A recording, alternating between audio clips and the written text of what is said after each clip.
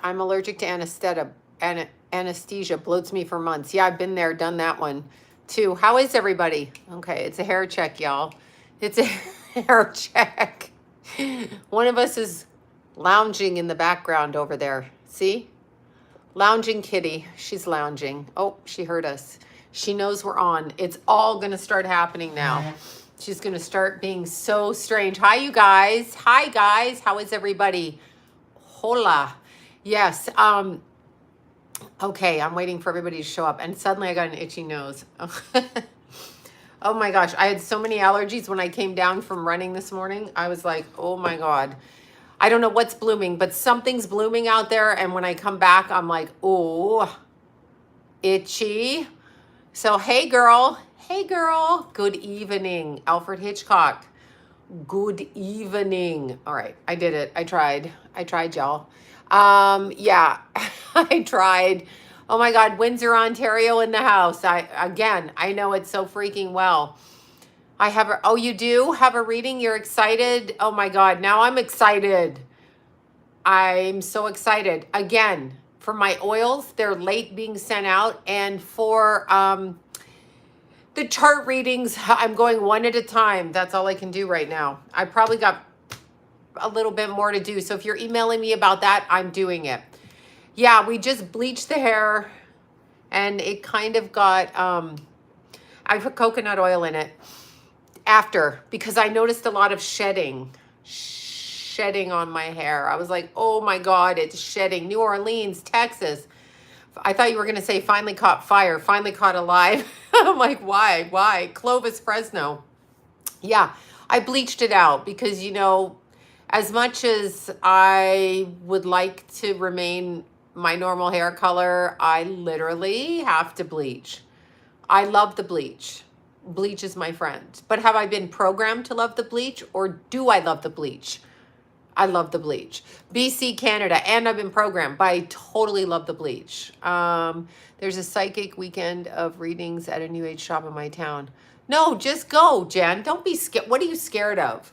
Be careful who you exchange energy with, though. Like, don't just randomly, just because someone's there and says they're psychic. Yeah, I heard about Anne Hesh. Yes, I heard about that. I was supposed to do a reading for her.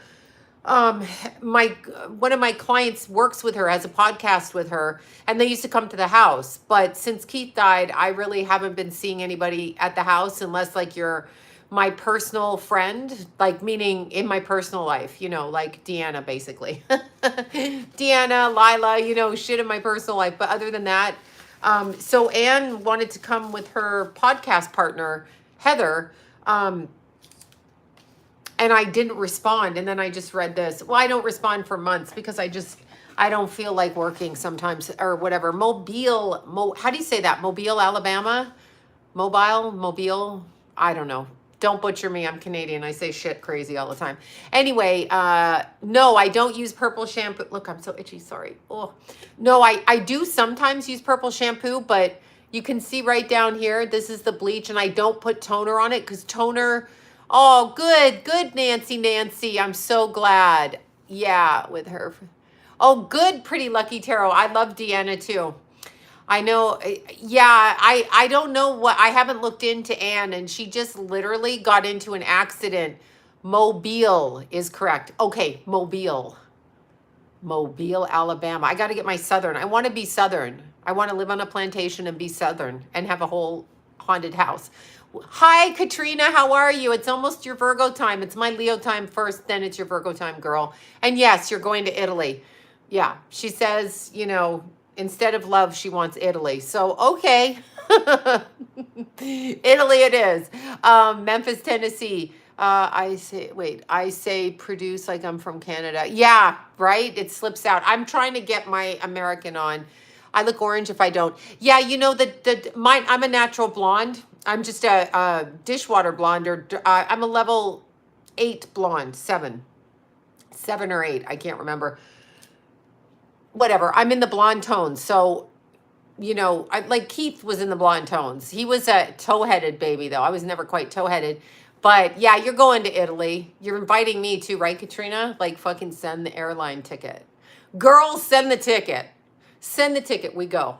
we go and we cause some ruckus in Italy. We cause big ruckus in Italy. But yeah, so I've got Leo and Mercury too. But yeah, I don't know if she was drunk or not. But what I will say, yeah, dark blonde. But I'm a blonde. People go, oh, your roots are so dark. I'm like, they're still blonde. Anyway, I never use toner because I like the brassy look. I don't like orange look, but in a minute, I'm going to need a cinnamon roll. Yeah, exactly. I'm trying not to eat the cinnamon roll. Mobile, Alabama. There you are. Another one, Lisa Duck. Oh, I just saw something out there. Tallulah's friend is out there. Sloan can't sleep. So glad you're. Hi in Scotland. Yeah, the weather's extremely hot. Vancouver, most beautiful city on planet Earth. So beautiful. I haven't been to every city on planet Earth, but yeah. So anyway, I don't know about. I'm assuming the Taurus, the Uranus, the North Node, and what was it? Neptune. What the hell? 3 of them. Now I can't remember. What are the 3 big ones in, let's see, I just got cauliflower. Ooh, yummy. Is Biden really alive? You know, does it matter? Alive, not alive, unalive? What the hell? Neptune, no, was it Neptune? I have to look it up. There's something wrong with my brain right now. I can't remember. Oh my God, Vancouver's beautiful. We used to always, yeah, Mew's boyfriend's out there, but she hasn't noticed him. Anyway, he's a player. He's not allowed near my girl. He's a fucking player, that cat. Mars and Uranus, thank you. I'm like, wait, what's in Taurus? I'm just talking about it all morning. Yeah, Mars, Uranus conjunct in the North Node.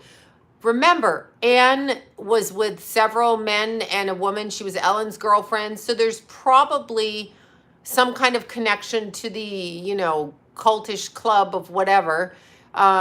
Yeah, I know. I heard about it. I haven't looked into it. Hi, Bobby. I sent you some TikToks.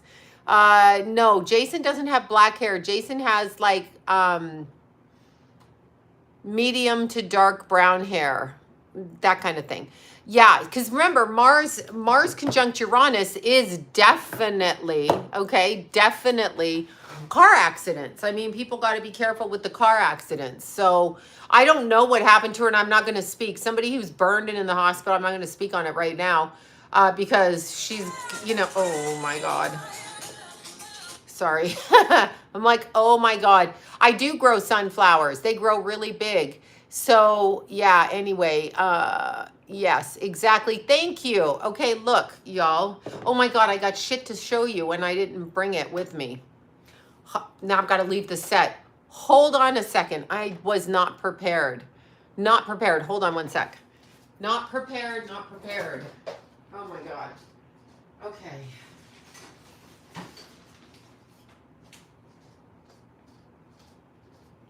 I got huge packages. I have to thank everybody, and I wasn't prepared. I wasn't prepared. So hopefully I'm prepared. Okay, hold on. I got others. Okay.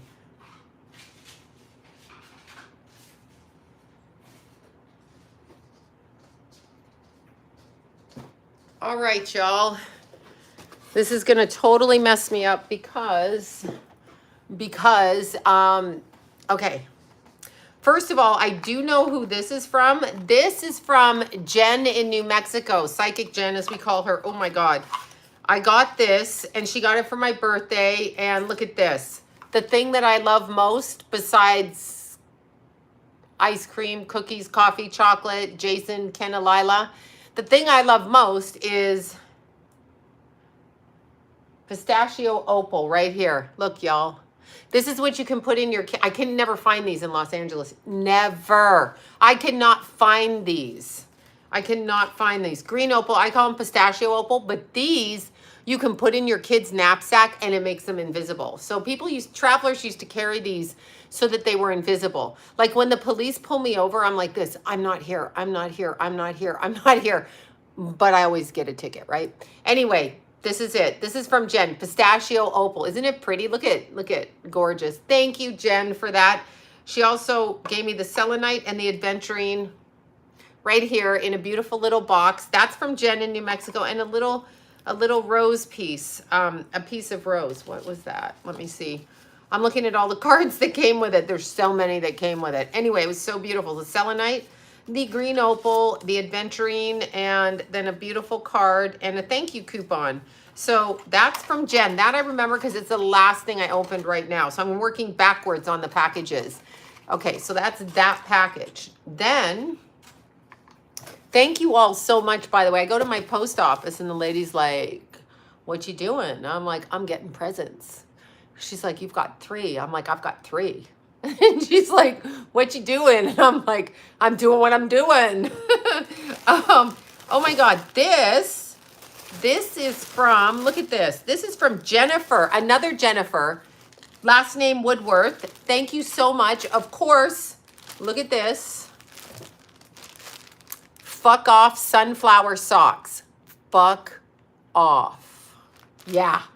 So good. And then she brought me, look at this. This is, okay, I don't know how to pronounce this.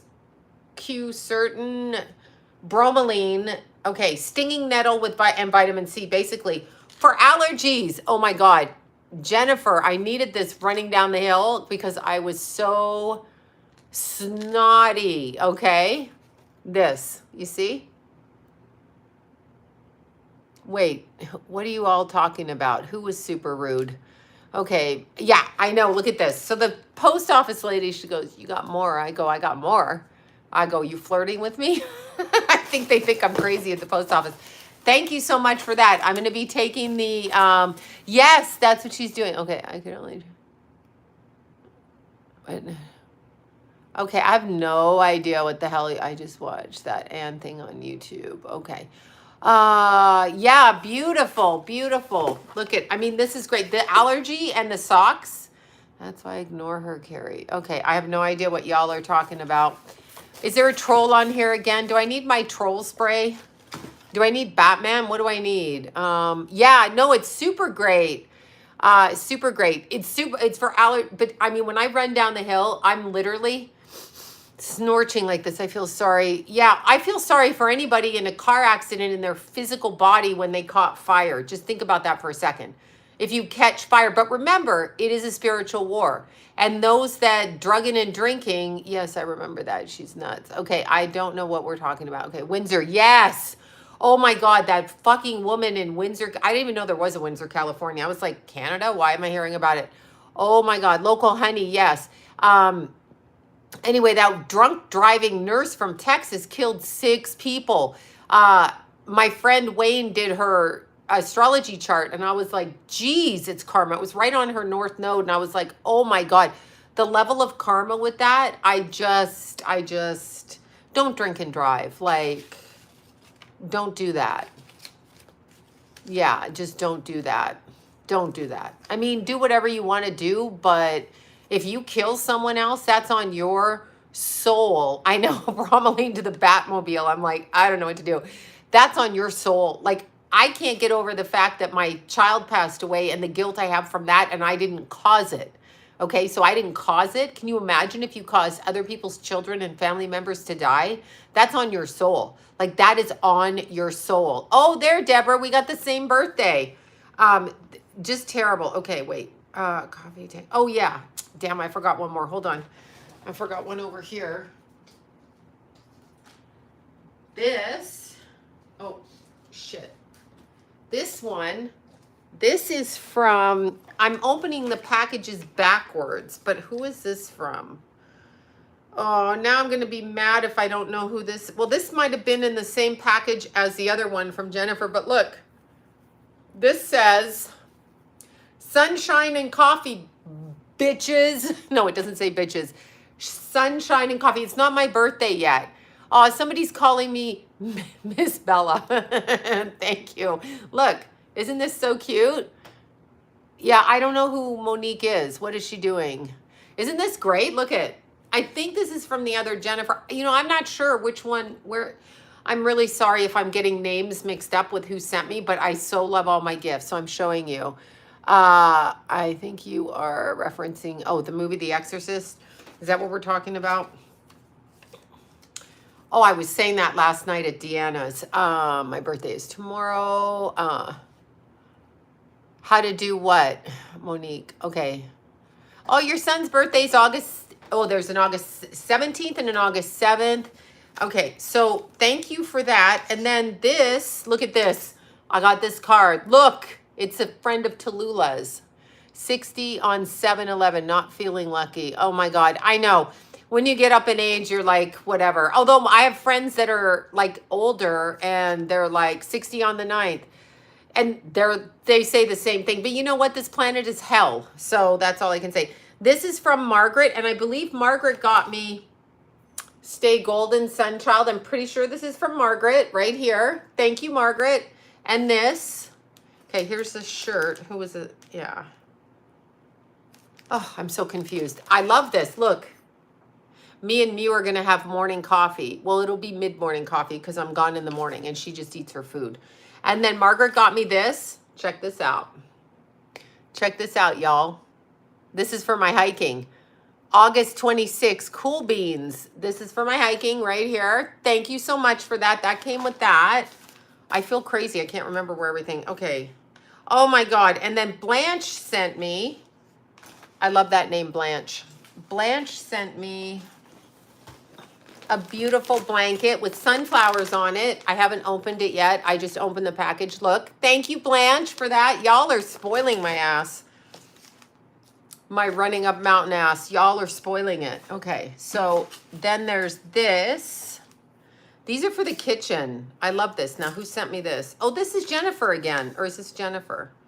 I feel crazy. I think this is Jennifer. Look at this. I think this is Jennifer again. Look. Sunflowers. I love them, sunflowers. Thank you for that. It's so beautiful. Everything is so thoughtful. And I literally have no idea who sent me this. Wait a second. I feel nuts now. Oh my God. Somebody sent me this flat, fresh cut paper bouquet.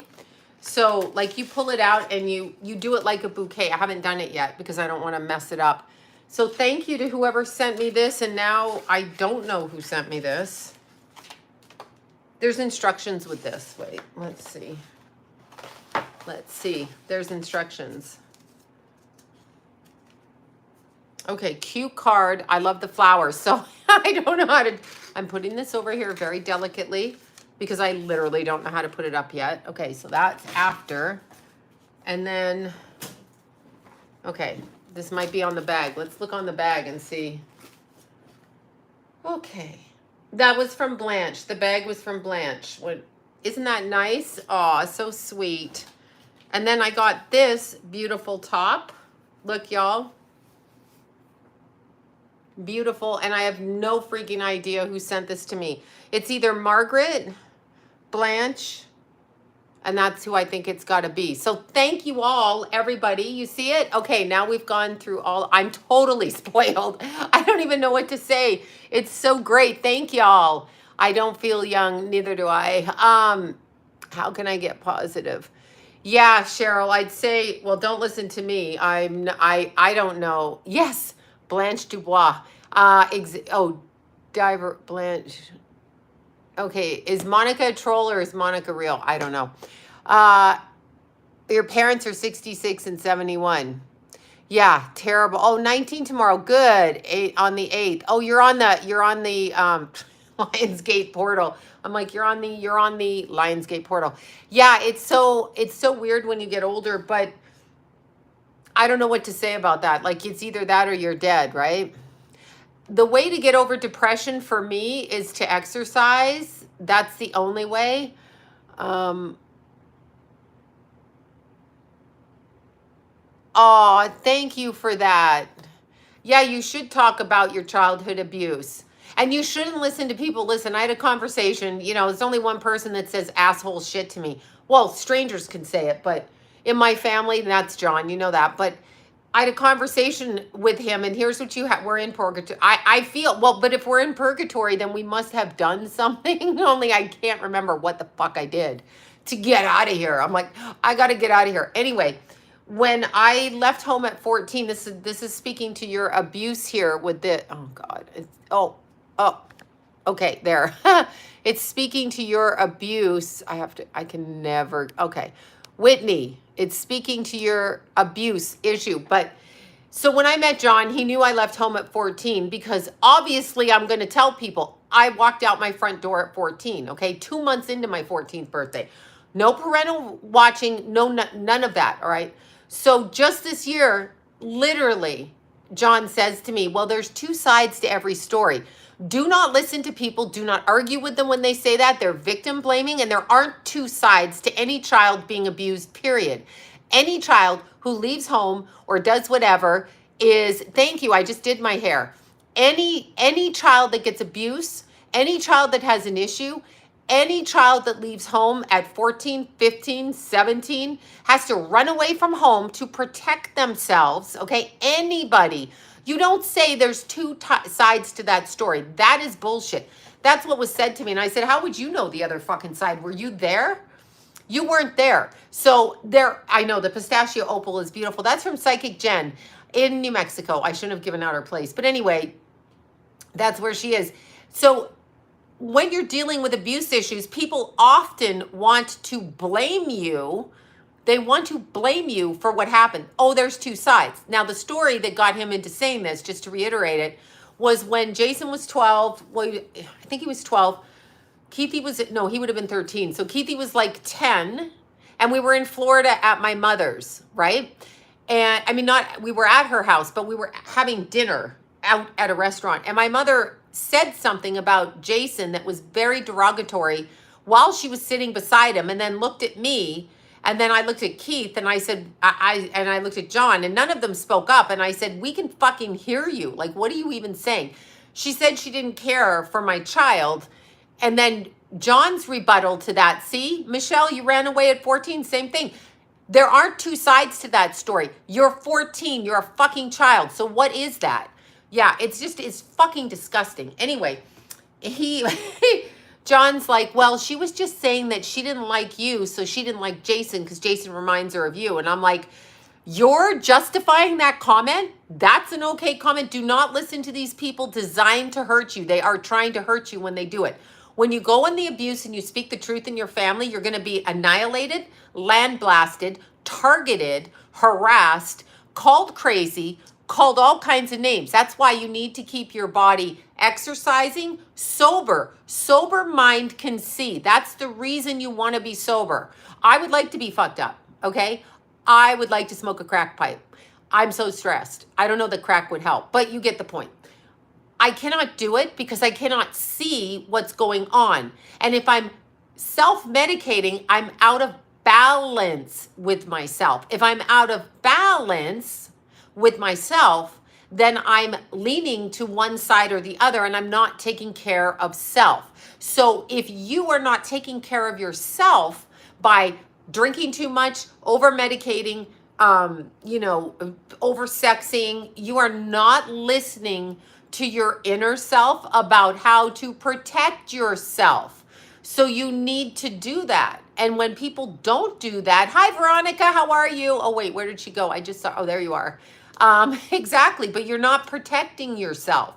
So if you're not protecting yourself because you're using drugs, alcohol, pills, crack, whatever, then, or sex or whatever, mine too, brother, was second abuser, oh my God, I'm so sorry, Michelle. It's, you have to go after people. You have to tell them. But it's so interesting that I married a man who would actually justify right now, after 35 fucking years, and say, there's two sides to every story. There's no side to child abuse, asshole. None whatsoever. The parent is wrong, period. The parent is wrong, period. Whatever I've done to my children, I've apologized because I was abusive at times to my own kids by way of fighting their father 24/7 in a war zone of hell that was called a marriage. Anyway, that kind of behavior is my fault, not their fault. I'm the adult. It's my fault. Now, I can definitely change my actions, but that requires me acknowledging what I've done, asking my children for forgiveness, which I have done, and then it also requires them to watch the actions I'm putting in now, and then to make a decision for themselves about whether they want to continue communication or not. That's actually what that's about. Not there's two sides to every story. Is there two sides to rape? I mean, is there? I want to know. Is there two sides to that? Is there two sides to like I beat the shit out of this person with a baseball bat? I don't think so. You're not supposed to do it. When we're talking about children running away from home, there's a reason. I'm going to add, especially if you live in the cold climates because it's fucking cold out there. I'm going to do that. I'm going to do that. I'm going to say that. If there's snow on the ground, you know it's some serious shit, right? Yeah. So, oh, good. I lost almost 50 pounds from it. Oh my God. Good for you. Lost 50 pounds. Look, watch this, y'all. I'm doing this. Look, you wonder what I'm doing. There's a big black spot on my end of the camera here, and I'm looking at it going, why is that on my face? It's not. It's probably from my greasy little food hands. But good for you for losing 50 pounds. Now, to answer how you get away from depression, the only way to get away from depression is to raise your brain chemistry. That's why people do crack cocaine, alcohol, cake, chocolate, whatever it is, smoke cigarettes, vape, have sex with a bunch of people, watch porn incessantly.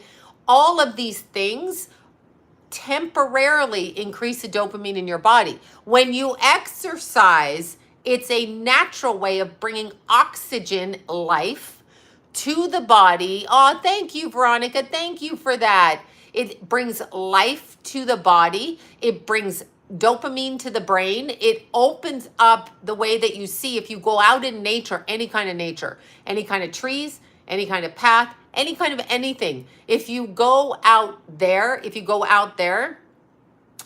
the trees take the negativity from, I was super tired too, from your body. So that's what you kind of need to do in order to keep yourself strong. Even if it's 20 minutes a day, do it 2 times a day. Walk around your neighborhood. Take your dog out. Put your cat in a knapsack. Someone told me that. They're like, you going to bring the cat up here? I'm like, that's ridiculous. No, I'm not going to put her in a knapsack. I don't need the back of my head and my ears scratched. Thank you very much. So that's going to help you, okay? I feel like that's really going to help you with your depression. So I walked my whole life. When I was a little kid and my parents start being, weird, this is my new saying, don't be weird. You can say it in so many ways. Don't be weird. Don't be weird. Don't be weird. Anyway, when my parents got weird, I would walk out the front door, walk around the park, walk around the neighborhood. When I ran away from home, I barely slept. I walked. So for me, putting on a pair of running shoes and walking, I walked the streets all night because I wasn't safe sleeping at night. And then when I got into the, Aunt Betty's house, I was good for 8 months, but I would walk in the middle of the night. I just would walk. I'd get up and walk because to be on the move is to be safe. To sit still is to be attacked. That's how I look at it from being a kid. But the exercise actually helped me coordinate my mind. And it brought me to sobriety. I didn't have an issue with sobriety, but I did recognize, and this is so important, and I don't care if I get mocked, again, from my family who likes to mock a sober person, losers. Anyway, when you are not partaking in anything that opens up your body vessel, when you are not doing, don't be weird. Don't be weird. Trolls. Don't be weird. Thank you, Whitney, for that. Thank you so much for that. Hi, Bethany. Hi, Bethany. So when you are able to come to a sober mindset, it's going to do one of 3 things for you. Number 1, it gets you precision in your sight. You see what other people are doing. If you drink or drug or you're on any kind of drugs or alcohol, people can manipulate you. People can manipulate you. If you're dating a man when you're younger and you do drugs or alcohol and they catch you and they happen to be a manipulator on an emotional level, like I used to call my husband, ex-husband, who won't sign the divorce papers because he wants to do it his way. Anyway, I'm going to have to go into court with that. Just sign the fucking divorce papers. Just fucking free me. Anyway, not the point. Okay, so anyway, when you have somebody who's an emotional or mental terrorist, which is what I used to say in my marriage, you're a fucking mental terrorist. They will use any form of, Aunt Betty, thank you for that. I love my Aunt Betty. She was the best. They will use any form of your wrongdoing to yourself, even if you were 20 years old, to manipulate you and mess with you and do that. So if you have children, never, and this is good for you, 500, good for you, from fentanyl. No, Stella, speak it, girl. Fentanyl, good girl. Look at you. Good. Oh my God. God bless you. Good girl. That's so great. Fentanyl is exceptionally hard to get off of. I'm sure, well, you would know that better than me, but oh my God. Good job, Stella. Applause for Stella. Stella. Sorry, I have to say it. I'm going Marlon Brando on you. Streetcar Named Desire. I know you've heard it your whole life. I apologize. Probably what drove you to the fentanyl. You're like, don't say Stella anymore. But no, that's so good. Look at you. So that's a year and a half and a bit, almost 2 years.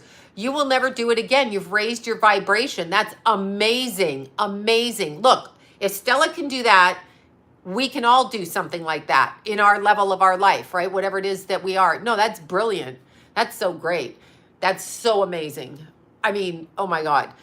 When you are in a relationship with manipulative people, understand too, manipulative people want your energy, whatever your energy is, because your energy is strong and authentic. When you get trapped into a drug lifestyle, it's probably because you have a trauma.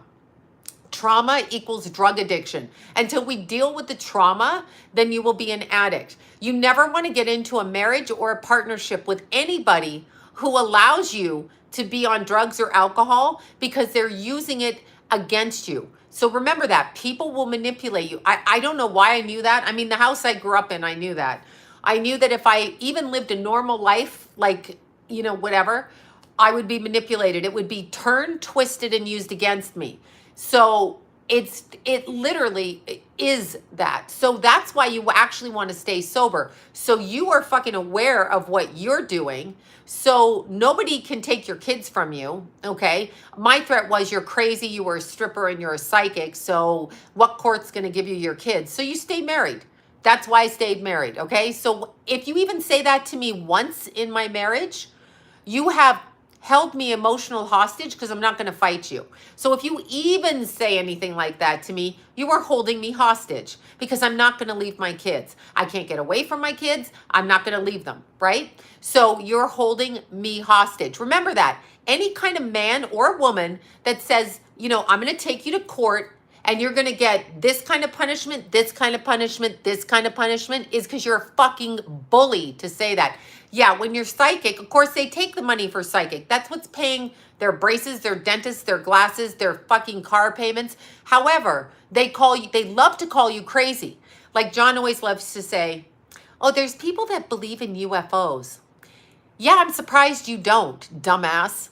I'm surprised that you don't know that there's something else out there. What's wrong with you that you're so dumb that you think only human beings exist? Do you not have a modicum of awareness of what's in society? You have no idea what's out there. They are the dumbest people. They're like, no. And the people that, you know, like literally this idiot said to me, I've done all my whatever in the Catholic Church, whatever Stations of the Cross, you know, whatever.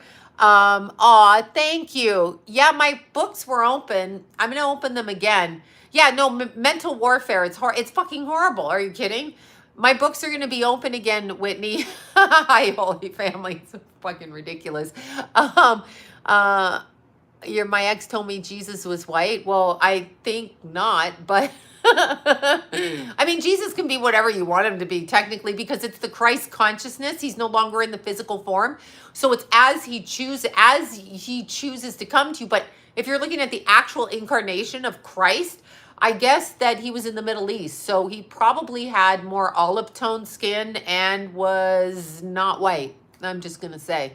I mean, if you're actually looking at where the location of Christ was, I'm going to say, okay, whatever. But you can call him white if you want. Yeah, Jesus is a UFO. Possible. Could be that.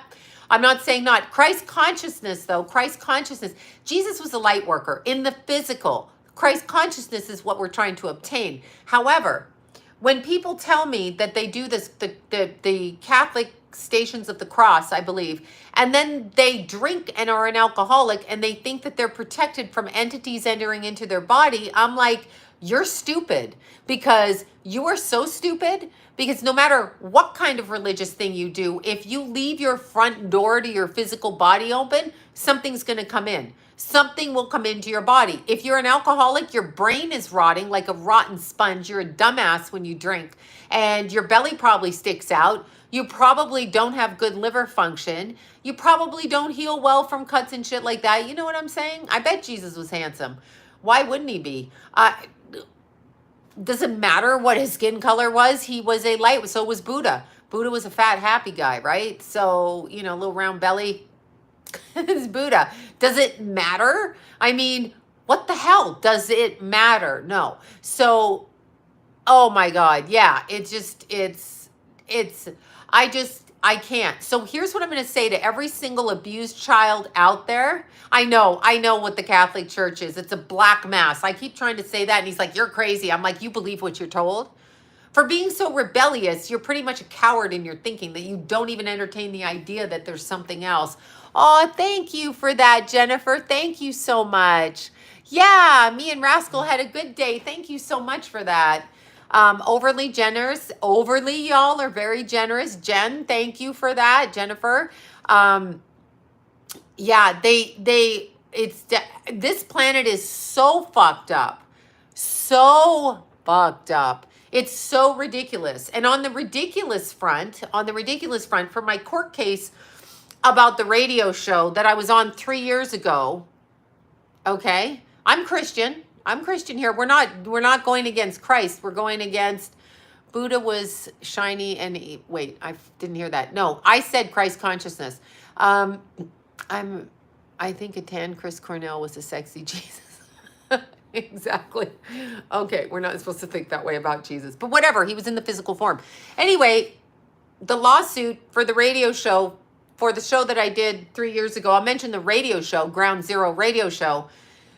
The person suing, okay, here's the thing. All the people getting sued on this lawsuit or whatever, potential lawsuit, literally knew the deceased person, woman. They knew the deceased person, right?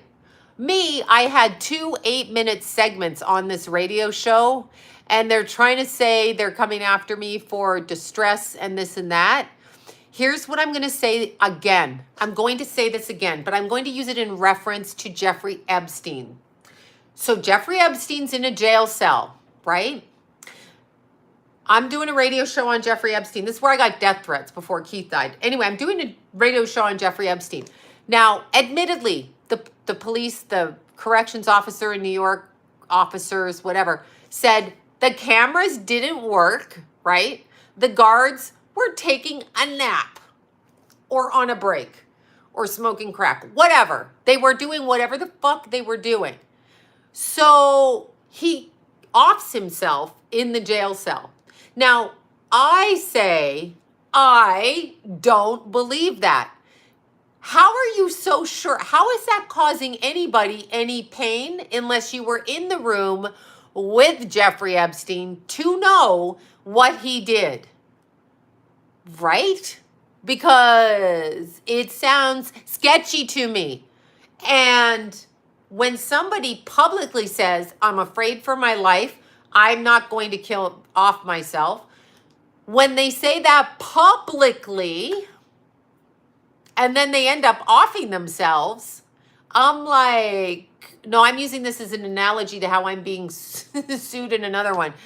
However, when they do, quote, off themselves, I'm sorry, what do you want me to think? I can't have an opinion? It's ridiculous. It's just ridiculous. Anyway, this person is, he's trying to rebuttal not getting my part dismissed. I literally was on the show for a total of 16 minutes. 16. Some of the people did podcasts with her for years. He's also suing them. I have no business in this lawsuit. I'm going to keep saying that out. Yeah, John McAfee. Hello, John McAfee. Alex Jones is interesting because Alex Jones, it's so interesting they're going after him. He had a show. What was that? Was that InfoWars? I never watched his show really. But anyway, InfoWars for like 10 years and all of that. We'll see if that sticks. In Texas, they have a cap on that, but we'll see if that Bill Hicks, AA, Alex Jones equals Bill Hicks. Who is Bill Hicks? Is that AA? No, that's not him. I'm sorry. I'm like, what? But anyway, we'll see if that sticks. His case is a lot different. He's literally denying that anything happened, but still, he is entitled to his opinion. So, yeah, I know what he is. I know what the whole thing is going on there. It's trying to get the truther community or the cuckoo community or the conspiracy community to shut up. Okay, that's all Remember, if it's on mainstream media, that's the people we should be suspect of. So what I found so interesting, though, I'm getting sued for apparently using this plaintiff's dead family member's name, of which I spoke on a radio show, of which I was invited onto for 2 8-minute segments, one of which was me saying goodbye and just saying body jumping for sure, and saying whatever, right? And other than that, when I went to Arizona in, I think it was April or May, and I looked at the bridge where Cappy was, I was like, this doesn't make sense to me, but it doesn't fucking make sense to me. Okay, it doesn't make fucking sense to me. Now these fuckers on the internet are opening up YouTube stations with my name, plagiarizing my videos, okay, which it has to do with the family member, and over here with those other people over there. Let's see, who's Bill Hicks? Who is Bill Hicks, though? I don't know who is Bill Hicks. Anyway, just ridiculous. So now all over the website, the internet, are people fucking saying shit about me, which is putting me at risk again because I'm getting the freaking death threats again that I started to get before Keith died with those people with the boxer dogs that showed up on my hiking trail. Then my son, okay? So then my son ends up dead. And then I end up with a rat on my doorway with its legs tied. So this is fucking happening again. This is happening again. Caused by a guy who says I'm causing him stress. No, you're causing me fucking stress. I'm not going to say the name here. Has to do with Isaac Cappy. It's a reporter involved in the Isaac Cappy thing who was working with Isaac Cappy, allegedly. Anyway, I mentioned the woman's name twice in my life. Once on the radio show, once when I went to Arizona where I said I don't believe what happened. But I don't believe it. I'm sorry. I don't know what you want me to say. And now I'm getting fucking threats and I'm getting blasted all over, like mocked, and they're literally copying my content because this comes out of my head.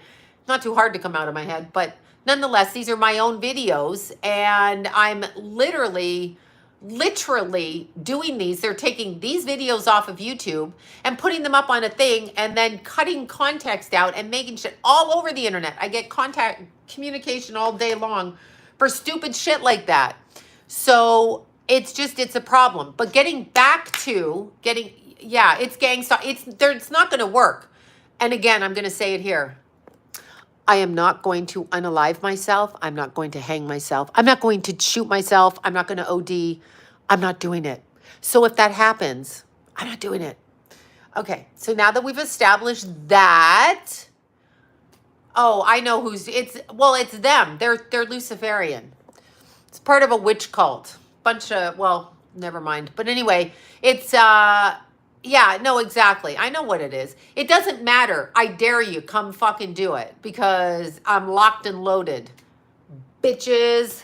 Anyway, come near me and you just, I'm going to protect myself. That's all I'm saying. It's a real fucking problem. No, I'm locked and loaded. We're all locked and loaded. In fact, the entire family is, because we have to have a concern because my son died after I got these threats. I literally was being stalked and threatened, and it's happening again because of this lawsuit, but I'm hurting him. Like, no, dude. I was invited onto a radio show with this woman's former boss who asked me my psychic impression. Here's an interesting thing. This lunatic wants me oral arguments, okay? It sounds like oral sex, but oral arguments, all right? Wants oral arguments, wants me dragged into court to explain how I got my information. So I wrote to the judge and said, I was born this way. God made me. Now, if they pull that into court, I'm going to keep saying, God, I meditate, and I said from God. You're going to argue God? Are you going to argue God? Is that what you're trying to say? You're not going to find out how I get it, because once I get it, I forget how I get it. I don't even know what the fuck I read for people. It's like when I do an astrology chart. I have no idea what I'm saying. Once it's said, it's gone, it's done, right? I don't remember. Unless I pick up that you're having sex with some cute guy, like before I hated him, it would be Brad Pitt. If you were banging Brad Pitt, I probably wouldn't forget that. But other than that, I don't really know what I'm saying. People have to remind me what I say. So God created me. And just for anybody out there wanting to sue a psychic, I don't ask for money. I charge an hourly rate to talk, okay? To talk, all right? And people pay me for impressions that come through my head, and that's my fucking job. So I get what I get. I can't explain it. God made me. Like I said that. Yeah, I know Brad Pitt was mine till I saw that, Anyway, I don't have a lawyer. I don't have a lawyer with this. I'm doing Keith's wrongful death suit. So I have a lawyer for that. And then the divorce I have a lawyer for. It's too many fucking lawsuits. Anyway, the divorce I have a lawyer for, and Keith's wrongful death, 3 people are being sued, or 3 entities are being sued, or 3 whatever, 3 things, A, B, C, in the wrongful death. So that has a lawyer. This, I'm answering myself pro per, because stop fucking harassing me. And that's all I'm going to say. It's so stupid. Like, that's a problem. They want to shut up. This is a witch hunt. The Alex Jones, it's very stressful. It's very fucking stressful. And then, baking and I was there. Well, I was there with Lila. Anyway, it was so stressful yesterday. Look what I did, y'all. I went to Steve and said, poke a hole in my nose, because I'm stressed on the other side. And then look, Bobby, right here. I did these 2. This is kind of swollen, but look, can you guys see? And then I'm booked, and I'm going to be doing another tattoo. That's my way of dealing with it. Maybe I'll feel something at that point other than like, oh my God. But that's what I did. Anyway, this is super cute. This didn't hurt at all. This bottom one hurt like a bitch and is swollen as shit. Yeah, no, the motive is financial because, Bobby, I called Bobby. I'm like, I'm so stressed. I just poked 3 more holes in my body. I don't even care. I don't even care because, I love piercings beyond. He's like, I'm like, how bad does a nipple piercing hurt? And I'm like, I'm just kidding. I breastfed and my baby had teeth. So no, I will never be doing that. But anyway, it was, yes, of course, it's programmed behavior when they do these mass things. It's programmed. And I wouldn't be surprised if psych meds was connected to it. But anyway, that's what I did. So now I have 3 nose piercings. I changed this out. I left my hoop in, and then we put a little thing here till it heals, and then I can put whatever in. This does not hurt. My nose does not hurt. The worst one that hurt is this one. And actually this bottom one, because I put 2 in the, look at, it's all swollen. It's like a little, I'm not supposed to do that. Anyway, I would love to be a piercer actually. But I love the piercings on my nose. So I have nipple piercings and Allie, I could already see that. Yeah, I don't mind the coochie piercings or the nipple piercing. The coochie ones don't hurt, but how do you blow your nose? I blow it like this. Like with a tissue. I can't touch this side. I can, but I don't want to press on that right now. No, the vagina piercings don't hurt, or the, what do they call them? CVS, I think. Those don't hurt. And the nipple ones do, but if you breastfed, not so much. So like if you're a random non-breastfeeder, that a guy or whatever, that probably hurts you. But no, they don't hurt. It doesn't hurt. I'm not answering how I know that, but it doesn't hurt. No, it does. That doesn't hurt. I'll tell you what hurts. This one hurts, cartilage, like that. Because your reproductive organs, where they pierce, is the loose skin on the top. They're not piercing like anything. They don't pierce your, Lenny has nipple piercings. That had to fucking hurt him. I'm sorry. He didn't breastfeed. That had to hurt him. No, you blow it like anyone else blow it. Yeah, the hood piercing doesn't hurt. You're not supposed to pierce your, where you have fun down there because there's too many nerve endings. Don't do that. But the hood part looks like a belly button piercing. So it just sits like that. It's super cute. Not that I'm answering anything about how I would know that. But anyway, yes. Oh my God, this hurts. But you know what one hurt the most? I had to take it out. This right in here, this piercing through here. Oh my God, it blew the fuck up. I'm like, get it out. I love piercings. Yeah, you mean he didn't chest feed? No chest feeding. Women like, yeah, the dick piercing. Okay, my friend Izzy, who's a piercer, she went back to Belgium. She was piercing a guy's privates. Oh my God. Anyway, she showed me everything. And I was like, oh my God. I didn't even know the guy. I didn't know who the guy was. But she's like, look at how you do this. And I'm like, oh, I'm not doing that. Anyway, and that actually is more painful. That is more painful. I was like, my male randomly died from a blood clot. Oh my God. I'm sorry, Joanna. How old was she? Oh, I thought they actually pierced the, no, they don't pierce the clitoris. Well, you can. It's not advised because that's how you have an orgasm, and there's a whole bunch of stimulation. It's the hood part. It's a CVS. I think it's called CVS. Anyway, you know how a belly button piercing goes, like on the top of your belly button? They put the little, like if this is your belly button right here, and they put the little bead here, and then it goes through, and then the little piercings there. That's the exact same thing on the vagina. The hood piercing, the CVS. Anyway, yeah, I know. Anyway, psychic does not have if a psychic does not, yeah, a tongue piercing, I can't do the tongue. I can't. Tattoos don't hurt. And tattoos hurt like shit. Are you crazy? Are you crazy? This wasn't so bad because this is a different kid that does this. These are both Jason's friends, my Jason's friends. This was pretty quick, 2 hours, but this was 6, 12 like hours. This was 6, and we still have another session when Ruger gets back to work. So yeah, I mean, the tattoos do hurt. Like after hour 3, I'm like, oh, I'm like teeth grinding it. Yeah. Yeah, there. Oh, you did have, do you have your tongue pierced, Katrina? Oh my God. I can't even. They put the thing in there. I'd be like, And then, me chipping my teeth, and now he's going crooked and shit. No. I'm like, no. Anyway, want to get back to the kids that are abused. When you are in an abuse situation and anybody trying to justify,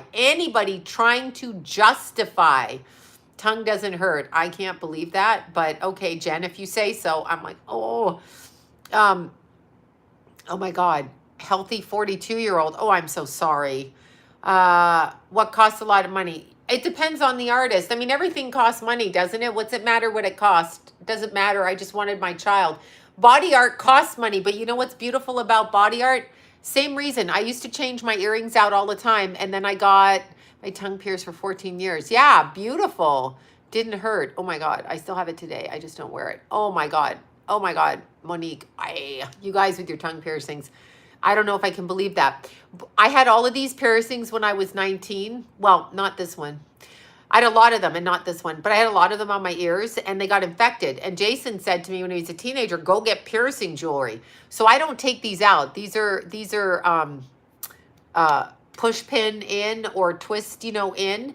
And yeah, my jewelry's on me. I don't change it.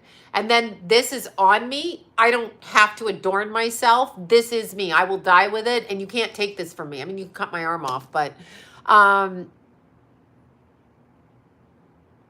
yeah, I love the metal in my face. Oh my God, I love the metal in my face. I love piercings. Some people, I can see why you don't like it. But for me, I can't feel anything. So that's it. I can feel after the 3rd hour on a tattoo, though. Dermal diamond. Oh my God, dermal diamonds are good too. I have to start doing that, but I gotta wait on that. The navel piercing, did that hurt? Yes, he does, Judge, because you're hating yourself. That's why you pierce. No, I'm not hating myself. I love my nose piercings. I actually feel better about my appearance with my nose piercings. No one's hating themselves. No one's hating themselves. This is not meant like, do I look like I hate myself? No. I love my nose with piercings. It makes me feel happy. And remember, piercings are tribal. So I'm sure God is okay with tribal because like everybody in the rainforest has bones in their nose and shit in their ears and that. It's a tribal thing. I feel better with my appearance with my piercings. I feel happy. I also like shaving the back of my head because it makes me feel happy, right? I feel good with it because it makes me feel happy. I like my tattoo because it makes me feel happy. We drop the physical body. God's not punishing anyone for a piercing. The Bible was written in a different time frame, and when they talk about the bloodletting and all of those things, they're talking about something different, not right now, not what's going on right now.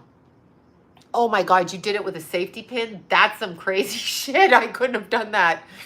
I couldn't, because when he starts putting it there, he's like, take a deep breath. I'm like, ah. But yeah, I don't think it's because you hate yourself. You can tell who hates themselves. I'll tell you who hates themselves. People who continue to abuse their body with drugs or alcohol or sex partners throughout their whole life without ever getting into trauma therapy and figuring out why they have a traumatic event that's triggering them to destroy their physical health. Those are people who hate themselves. The other people who hate themselves are people that gossip, sue frivolously, talk behind people's back, make up stuff, triangulate, narcissists, psychopaths, sociopaths. That's the reason they're bullying you. People who rape and rob, they hate themselves. These are people who hate themselves, not people who put on makeup or do their nails or shit like this. That's not someone who hates themselves. But, you know, you're going to do whatever. Anyway, it's actually about the way you treat people, period. And no deity is like sitting there going, you pierced your nose, you're going to hell. You raped a child, you're going to hell. I could believe that one. I could believe that.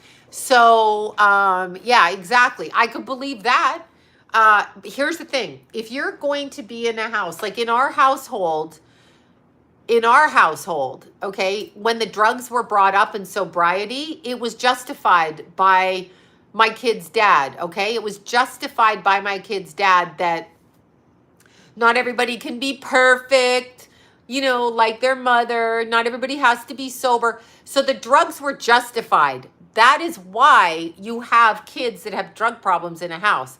Because there should be, once a brother dies of cocaine overdose, there should be no drug justification on any level whatsoever by either parent. They should be in unison and it should be together, right? It should be that. However, in houses with somebody invested in triangulating the kids against another parent, you're going to have parents who justify shit. There is no justification for your kids to do drugs. Because if there is, then you shouldn't mind when your kid overdoses and dies, right? I'm just saying. If you're going to justify people's drug use to the extent after you've already buried a child, then you should fucking, you know, not be surprised when that shit happens. Yeah, everybody's allowed to have an opinion. I'm just saying that God doesn't punish you for a fucking piercing. Yeah, she did. I thanked her, Pinky. I did. Yeah, it doesn't matter. I'm just saying when that comes up, I mean, you know, no one hates themselves. I'll tell you who hates themselves.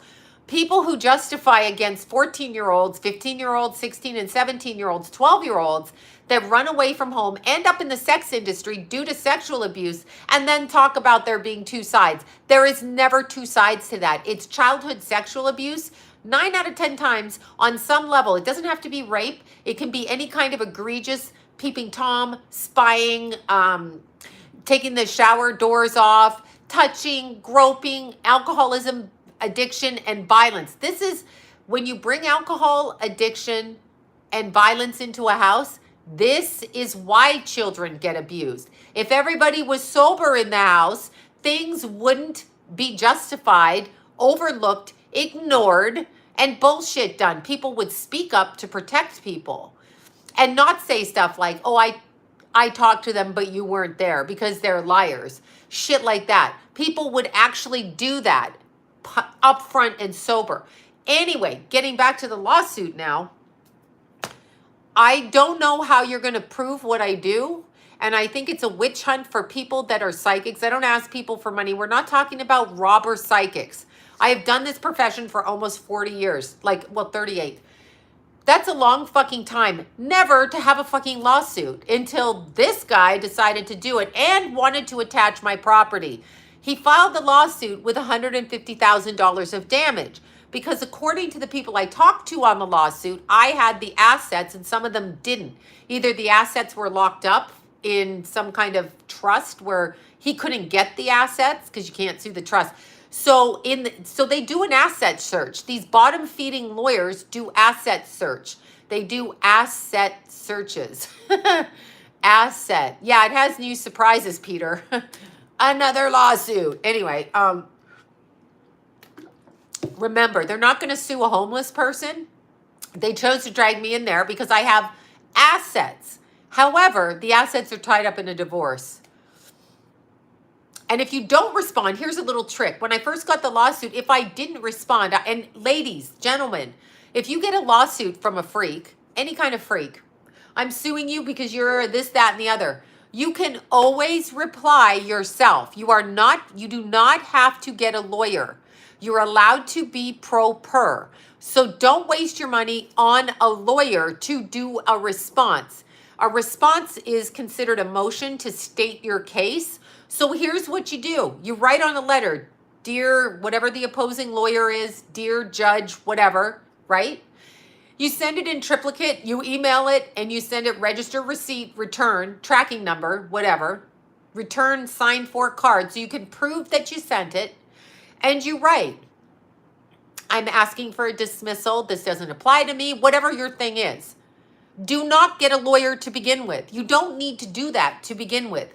It's not like it's a murder trial. If it's a murder trial, get a lawyer. But other than that, they want you. And here's the lowest I was quoted, $10,000, okay, to reply. I can't do that. I just did my son's, wrongful death and my divorce. I can't do that. I did it pro se. I did it. Katrina, I did it myself. So now on August 1st, this person sent the court a thing. He doesn't agree to my being dismissed, whatever. I forget what you call it. I guess it's a cross motion. So then I didn't get that till the 4th of August, and the judge could see it on the 5th. So I had to go in and spend the whole fucking day trying to figure out how to get into their court system, like talking to the court, because I'm in a court case, so I can do that. You can't just randomly get on their court system unless you're a lawyer or whatever.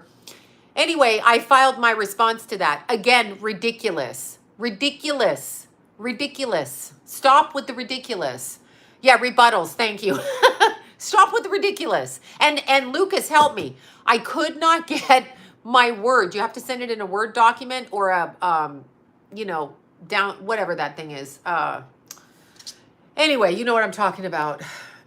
Can't even think of it.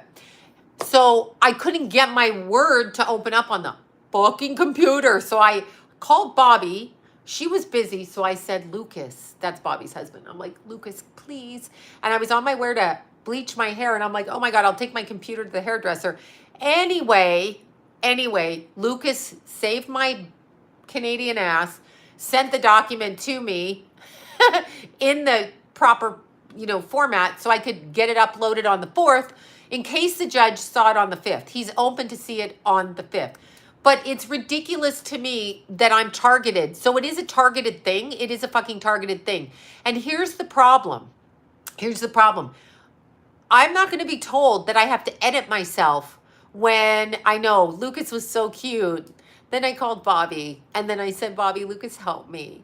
And so that was good because Bobby was busy working on other stuff. So she was doing her stuff and then Lucas stepped in. So I was so grateful because it got there on time. See, they mailed it on the 1st. The judge could see the case on the 5th. I didn't get it till the 4th, the morning of the 4th, because I was in Palm Springs with Rascal, and it didn't get to my post office till the 3rd. I didn't get back from Palm Springs. So I had one day. I can't mail it. So I got to learn how to go on their court thing, which is absolutely annoyingly frustrating. Now I'm at a loss for clients I had to blow off, right? Just ridiculous. And here's the thing, as a professional astrologer, all right, working professionally in this country since I'm 20, you're not going to shut me up. I'm not going to be invited on a radio show and not be able to speak. I didn't say I witnessed the death. I didn't say anything like this. I said the information that came to my head when I'm speaking on a radio show is this. That is what a psychic does. If you have a problem with what a psychic does when asked a question on a radio show by the former woman's boss, then that's your problem with it, okay? That's your fucking problem. It's not my problem because it's what I get. And then I let go of it. So you're under know nothing. It's 3 years ago. It was 8 minutes. And I've never talked about the woman with the exception of going to visit the bridge when John and I went to Arizona and we looked at where that video of Bobby, you know the video, where Isaac Cappy, apparently there's a picture of Isaac leaning against the bridge and he looks like he's on scopolamine. That was the word. Bobby knows how my psychic shit works. I was talking to her. She's like, did you see that picture? Michael Dade had sent it to me, this. And then Bobby sent it to me. And she goes, why are they just letting me look out of it compared to picture 1 to picture 2? I heard the word scopolamine. Bobby's like, what is that? And then she starts Googling. She's like, devil's breath. I never heard it. It comes to my head. That's what a psychic does. If you're going to put that into court, you're going to have to fight the existence of God, because I believe that I was born this way. So I'm not mentally ill. I'm 100% sober. I pay all my bills. I have no history of mental illness and no history of any criminal behavior within my work. So, having said that, what are you doing? Okay, no one's causing you anything. I was asked on a fucking show to ask a question. So shut up with that. Oh my God. I'm being, long story, a radio show I did. Yeah, of course, there's a cap in Texas. That's just bullshit on the mainstream media. Here's the thing. Oh, they always attack the truth. But here's the thing. Yes, exactly. There you go. The earth glitters. You are correct. Here's the problem I have with it. I was not there when the person passed away. Okay, I was not there when my son passed away either. I know what I was told by the police was not what happened. I stated it within the first 5 minutes of going up on the death scene of my own son. I said, that's not what fucking happened. Bobby and I researched for 2 years, Bobby mainly because she's a private eye. And guess what? We found out a series of things that happened. None of is what the police said. None of it is what the police said, okay? Other than the motorcycle crashed, obviously. So 2 years down to the limit. So don't tell me I have to agree with people. I didn't agree with my own son's death while I was looking at him on the fucking road. And not because I'm in denial, because my gut told me this isn't what happened, okay? So that is what a psychic does. We are paid to harness our energy. We are whatever, okay? That's what we are. So I'm not going to take shit. And it will be a huge fucking production if you drag my ass into something bullshitty over 8 minutes. And it's bullshitty. I'm saying that. It's fucking bullshitty. And here's what I did say to the judge and to the lawyer. Here's the thing. You're worried about this guy is saying I'm profiting off his wife. He's saying my YouTube channel, my Instagram, I'm not on Twitter, all of that is because of his dead relative, okay? No, I've had a career for 38 years. I've had a career for 38 years. Unbeknownst to ever knowing you. I've been on camera for 38 years. So it's really outrageous. And I don't care because I don't care, but shut up with your ego with that. Oh, I know it's a money. They're not getting the money. Good luck with that. Good luck with that, because there's a restraining order on all our property in court because of the divorce, whatever they call it. There's a certain name. It's like a restraining order. No one can do anything to the property until it's dealt with in the divorce. So like you're targeting wrong. Yeah, I don't know I don't know what it is, but here's the thing. Don't ever sit there and say the way that I work, the way that I am is because of your dead relative, who I was 16 minutes on a show when asked. 16 minutes, 8 minutes, approximately 8 minutes. I had to listen to the whole thing. A 3-hour show. I was on in 1 hour 52 and 2 hours and 18 minutes. Then I was off the fucking show. Then I was off the fucking show, okay?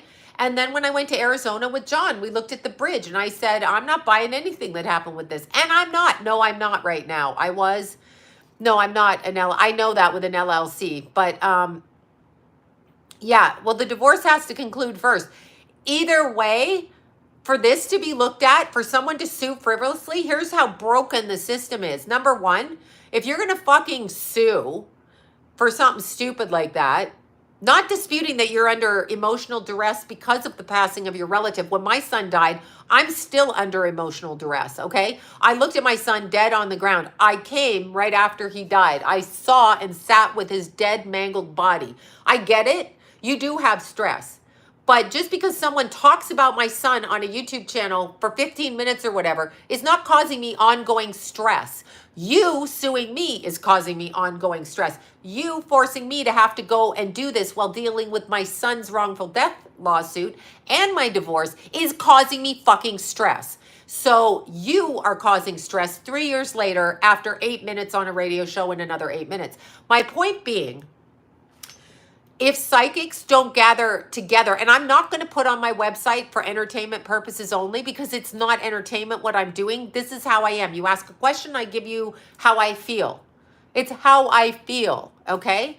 It's how I feel. So there you go. That's what it is. It's just how I feel. So I work in this capacity and have done so. My income is my income generated from me, which is what they don't like. And they don't like that. Love the sunflowers too. Love them.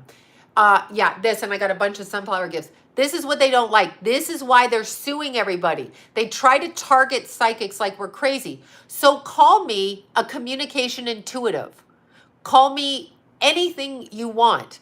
But don't fucking tell me what I'm doing is against the law or causing you a problem when I'm not the one. Like, stop with that bullshit. And while I'm at it, suing somebody that the dead person chose to go on the radio show with, like she chose to go there, that was her fucking choice in life. So like if I go on Coast to Coast, which I've been on several times on Coast to Coast Radio, if I die, my family can't sue Coast to Coast to say, you know, we want all the product of Sloan Bella because we're her family. I chose to go on it while I'm alive. What is wrong with people?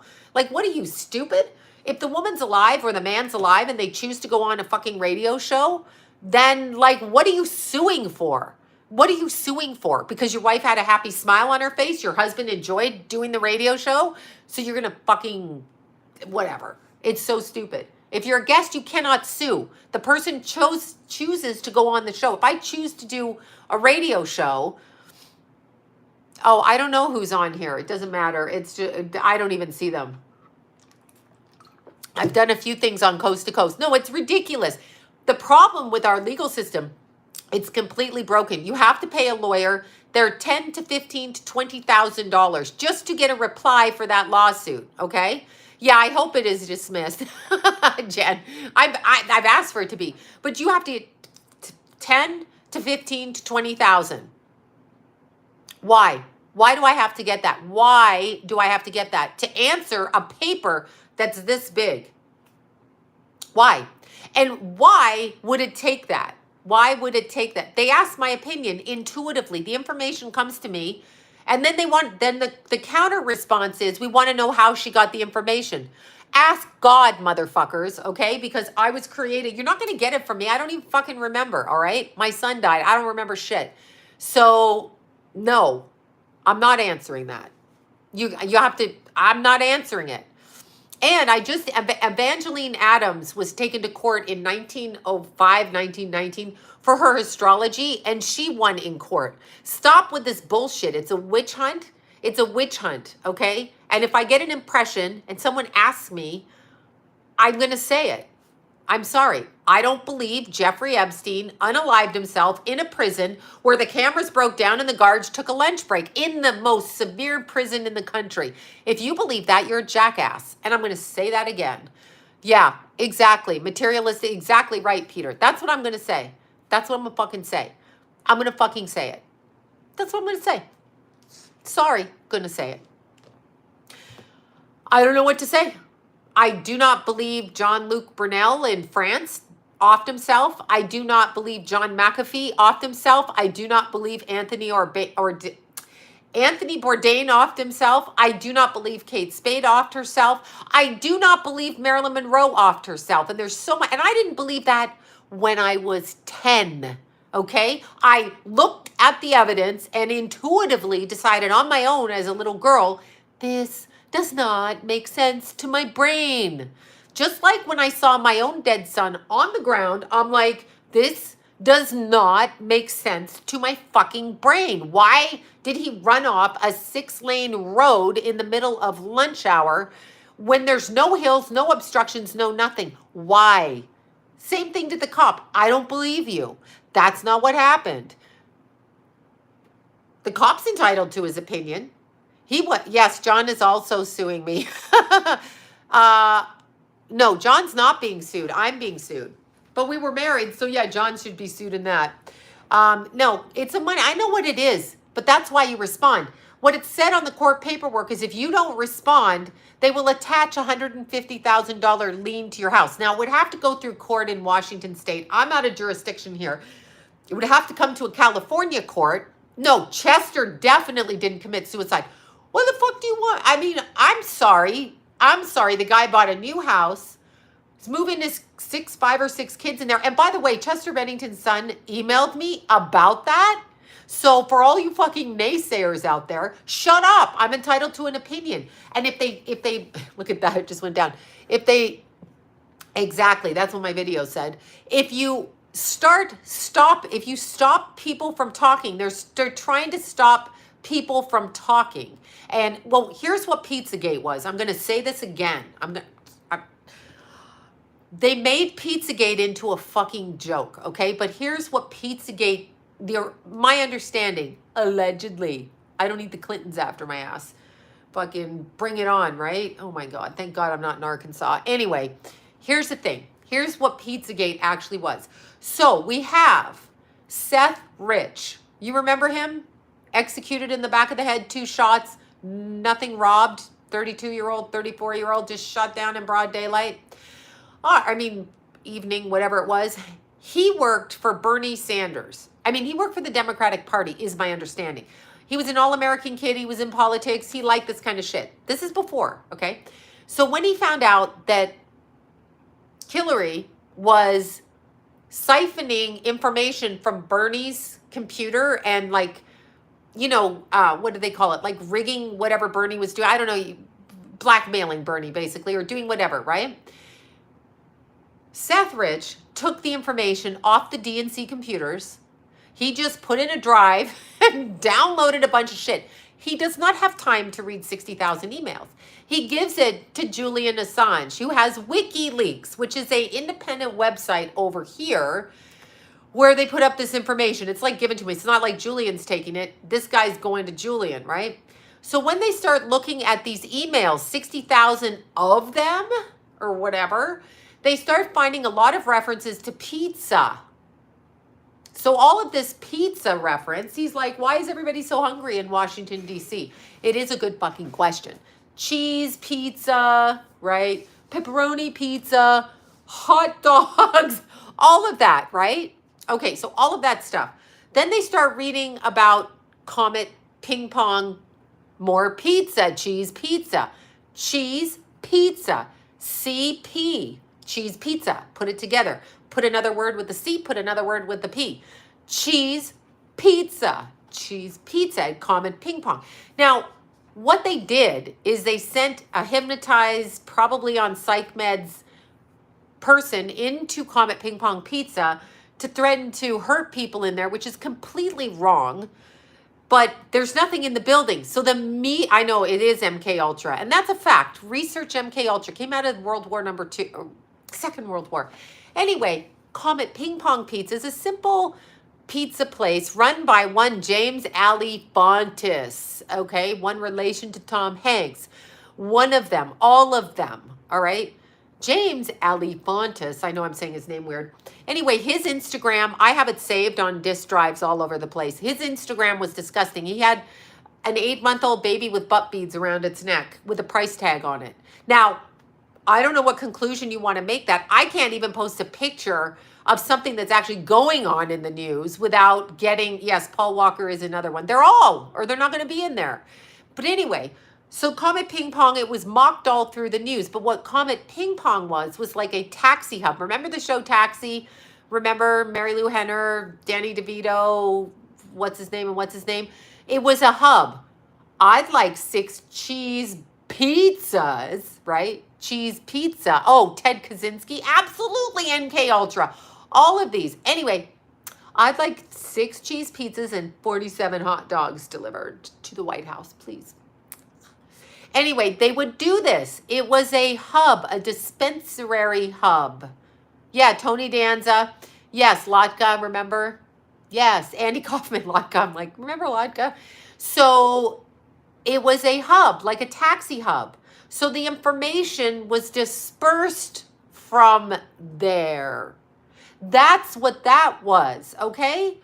And the coding is in the food because when you code words, hidden in plain sight. People aren't going to think anything about a pepperoni pizza, a cheese pizza, walnut sauce on the side. Who even has walnut sauce, okay? So, like, what's all of that about, really? Don't people ask themselves, like, why people are ordering so much pizza in the White House? Like, how much pizza are you really fucking eating? Yeah, and they killed. Yeah. Yeah, Seth Rich had the hard drive and he did it. Exactly. Exactly.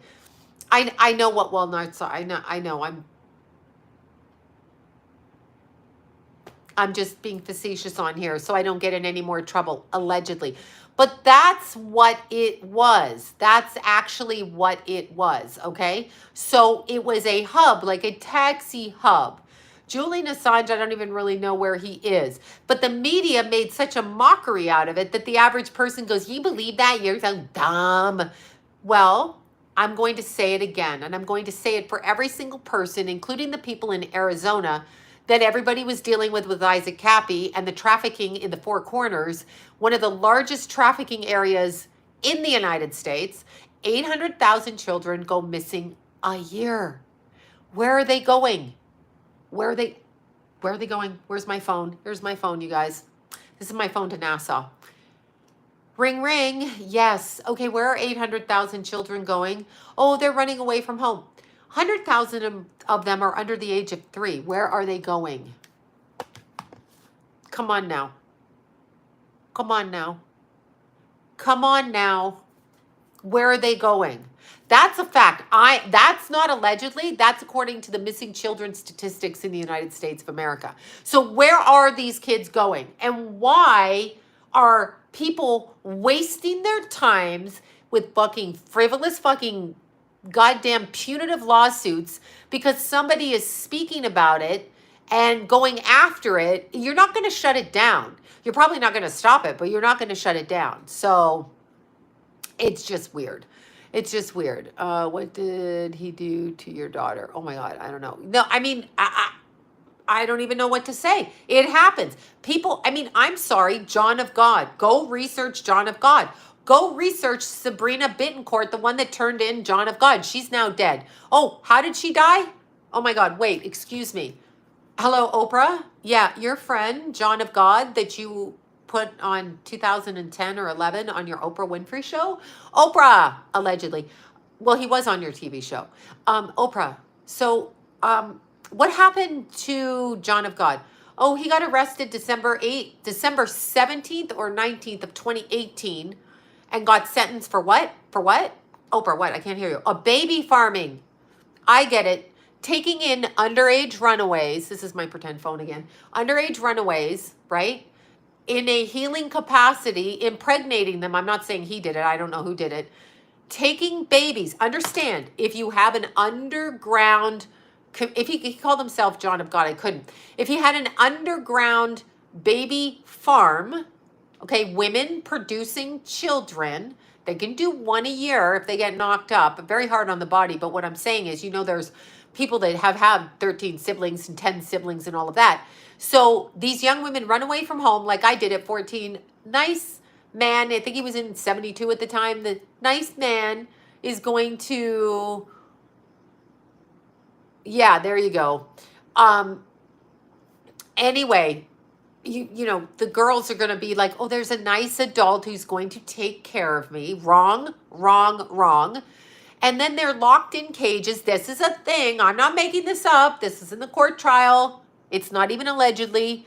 And then when they get to an age probably close to 40 and they can't have any more, then they are removed from planet Earth. Again, where did the babies go off of these farms? There are no footprints. They do not go through the vital statistics. No one's even aware that they're alive. The people of runaway kids don't even know where their runaway kids are because basically they've been captured. Why are we not doing lawsuits against that? I'm just fucking asking. Oprah, yes. And what happened to Sabrina Bittencourt? Oh, she was the one that turned the evidence in with 15 girls that she got to turn evidence against John of God. Oh, okay. So what happened to her? Oh, you were on a yacht with David Geffen, Julia Roberts, the drunk one, Diane Sawyer. I remembered her name, allegedly. The one that said she had a drinking problem. And who else? Gail and Gail's son. Okay, you were on the yacht. I get it. It was a yacht owned by David Geffen under a different name, a corporate name. And Sabrina Bittencourt hung herself, unalived herself with a rope off a tree off of where you parked your yacht. Wow, really, Oprah? Okay, anyway, okay, they were partying out there for their birthday. And allegedly, Sabrina Bittencourt removed herself from planet Earth while hanging from a tree. So that is what appeared in the news. Don't come for me. Don't fucking sue me. Don't say bullshit, okay? That is what happened. And by the way, like my son's death was in the news, yeah, I'm always safe, and I don't care if anyone kills me. That's where you're wrong. Yeah, here's the thing. My son's death was in the news. It was on the news, in the news, exactly like the person who's suing me. If somebody is a public figure, like Elvis, every fucking day people talk about Elvis. I know, right? I know. That's exactly right. Stay safe. Fuck you. You stay safe. Anyway, if a person is a public person, you can't really stop other people from talking about them, because I watched my dead son. It was on the news. People talk on YouTube about my son constantly and make money off my channel more than one time, more than one 8-minute segment. So what you're talking about, you'd have to shut down. And this is what I said. There are at least 6 other websites that nightly bring up this person's family member all night long. So why aren't they being sued? They seem to have her death certificate. Why aren't they being sued? This is just my thing. People bring up Marilyn. People bring up Elvis. People bring up Mac Miller. People bring up JFK. People bring up list name. Right? I don't know what to say. No, I know what it is. Let's see. Yeah, they're fine. They're fine. They're all fine. Everybody's fine. We're locked and loaded. Ain't nobody getting to them. It's called conceal and carry. Nobody's getting to anybody, okay? You fucking attack, you're going to get shot. That's what's going to happen. That's the way it should work. That's why you don't want to give up your Second Amendment rights. You never want to give them up. Because once they remove that, how do you protect yourself from whoever? Yeah, Tegan is pregnant. Yeah, well, they wear baby bumps and hire surrogates, don't they? I think part of what's going on, the Robin Williams thing's probably connected to the Anne Hesh, I can't say her name right, thing. That's what I think. I am standing my ground. I'm not going to shut up. This is fucking going on. You need to explain to me where 800,000 children go missing a year. Where they go missing every year. Where are they missing from? From where? People don't just disappear. They're murdered. They're removed from the planet. They're kidnapped. They're locked in jail. I mean, no, I'm not. No. Yes, I can. No, I'm just not going to stop talking as a psychic. I get impressions. So I get impressions. I'm sorry. You're going to monitor my impressions? I'm not saying anything. I'm saying I don't believe what happened. I'm not putting up with it. And I will continue to speak. The other thing I will continue to speak on is, where are these missing children, and why are we not getting lawsuits, opening up lawsuits into social services, all of these things on where these children are? Why are we not doing that? Why are we not doing that? CPS is in this country. Children's Aid is in Canada. I forget what it is here, CPS. Why are we not opening up lawsuits to where that, what was it? Like in I think it is in Colorado or Arizona, they don't have to report foster kids missing. I'm sorry, excuse me, what? You don't have to what? Nah. What's that? What, like, I'm sorry, where is everybody missing to? What do you mean you don't have to report them? What, that's actually in the court system right now. What is that? I'm sorry, you're bothering to sue me for what? For 8 minutes on a radio show, 2 8-minute segments? That's what you're suing me for? Why don't you put your act, here's what you should do. In the name of Jesus, amen. You should take your piss and vinegar and your hatred of whatever and your grief and your fucked upness, and you should actually look into CPS, because a lot of the people that are ending up unalived, a lot of the people who are unalived actually were working for the rights of children. So maybe you could honor your family member by looking into that. Since you want to wield your power, why don't you try fucking doing that instead of ambulance chasing, you motherfuckers? Yeah, they're not doing anything. You're, as I said, no. I know what CPS is. You have to Google that about Anne Heche. She got in a car accident, caught fire, something like that. I don't really know. I just saw it flash up. We have to actually look for the children. So if you're not doing that, you know, oh my God. No, I don't know what it is, but they can all fuck off. I'm telling you right now, just fucking get off my back. Just get off my back. I compel you in the name of Jesus Christ. Amen. Anyway, just go after the children. Where are the children? Where are the children? Take your relative shit and the anger you feel at your passing of your loved one. The same thing I feel after getting death threats. And I'm still getting death threats, by the way. And my son ended up dead. And it was reported as a hit to begin with. Okay, that's since been tempered down. It was actually all over the internet as a hit. Do you get what I'm saying? So I'm not bothering to sue all those people. I'm honoring my son's name. And I'm doing for him in his name. And that's what I'm doing. I'm not going to waste my time doing this. Please. Okay? It's one thing if somebody's doing something for years on end and is actually making an income off your dead loved one, like every Marilyn and Elvis person selling t-shirts in Hollywood. But that's not the case here. So, yeah.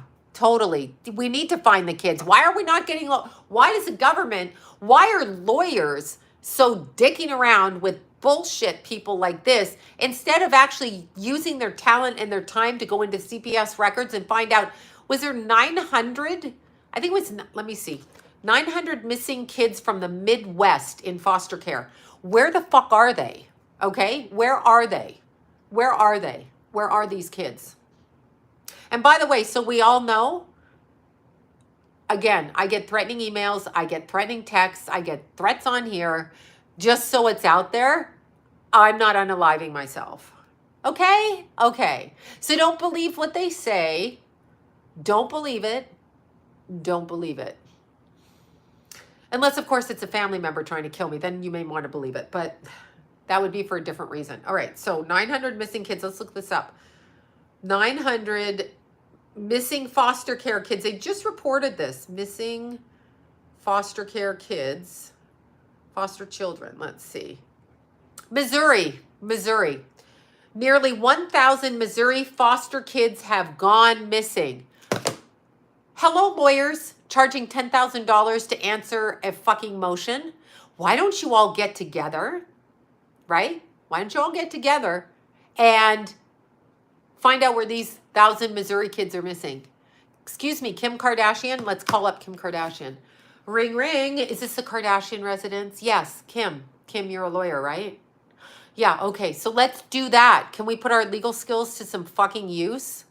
Can we? Can we do that? Yeah, okay. Missouri, 1,000 missing kids. Foster kids. You know, foster kids. She hung up on me.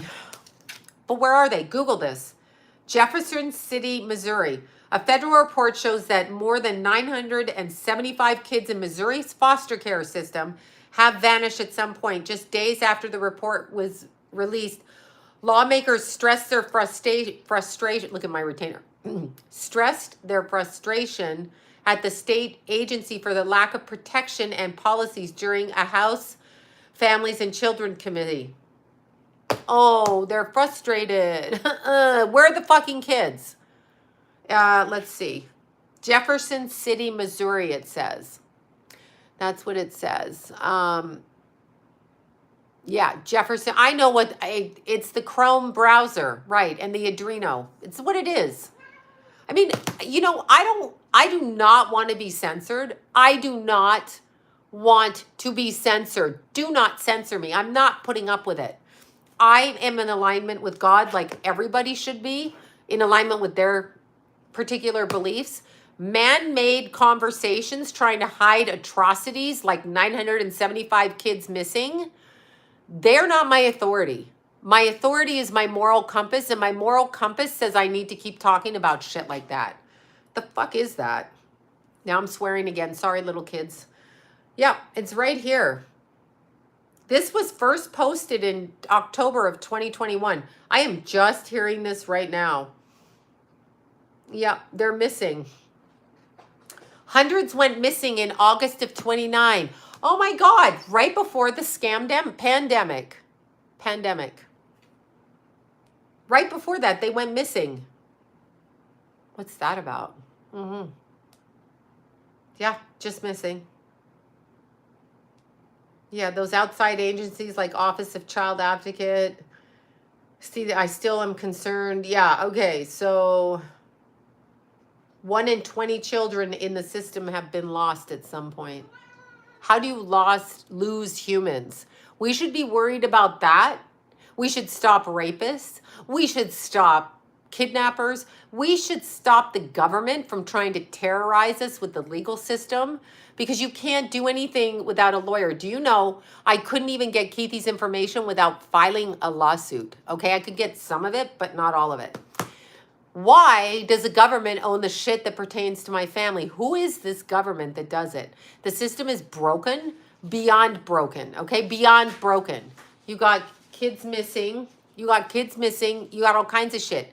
You got people being targeted. And even if you're in a car accident or your kid's dead on the street, and I'm going to quote this, they told me Keithy just did his accident on his own, and he just was riding on a 6-lane road, broad daylight, and we have him 1 minute before he's off the road. We don't have that video, but we have the first car that comes out.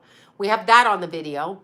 He made the lane change okay, but then suddenly he's over 3 lanes of traffic and into a mailbox, and then flying into a pole, and then dead on the ground with his leg cut off.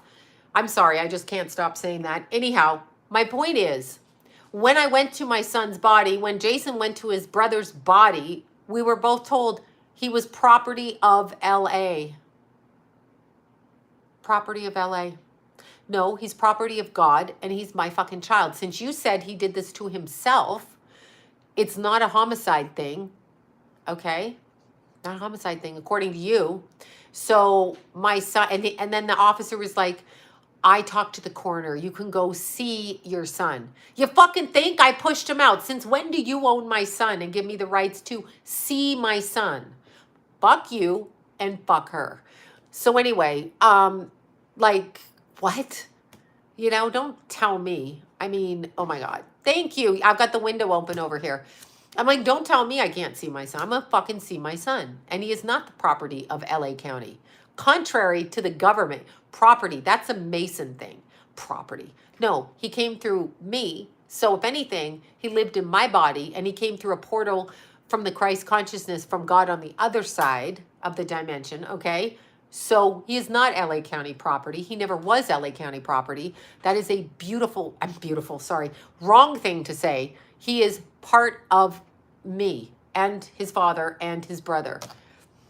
It was such bullshit. It took all I could do not to go batshit crazy. But nonetheless, nobody's being sued for saying the shit, for doing all the YouTube stuff. Nobody.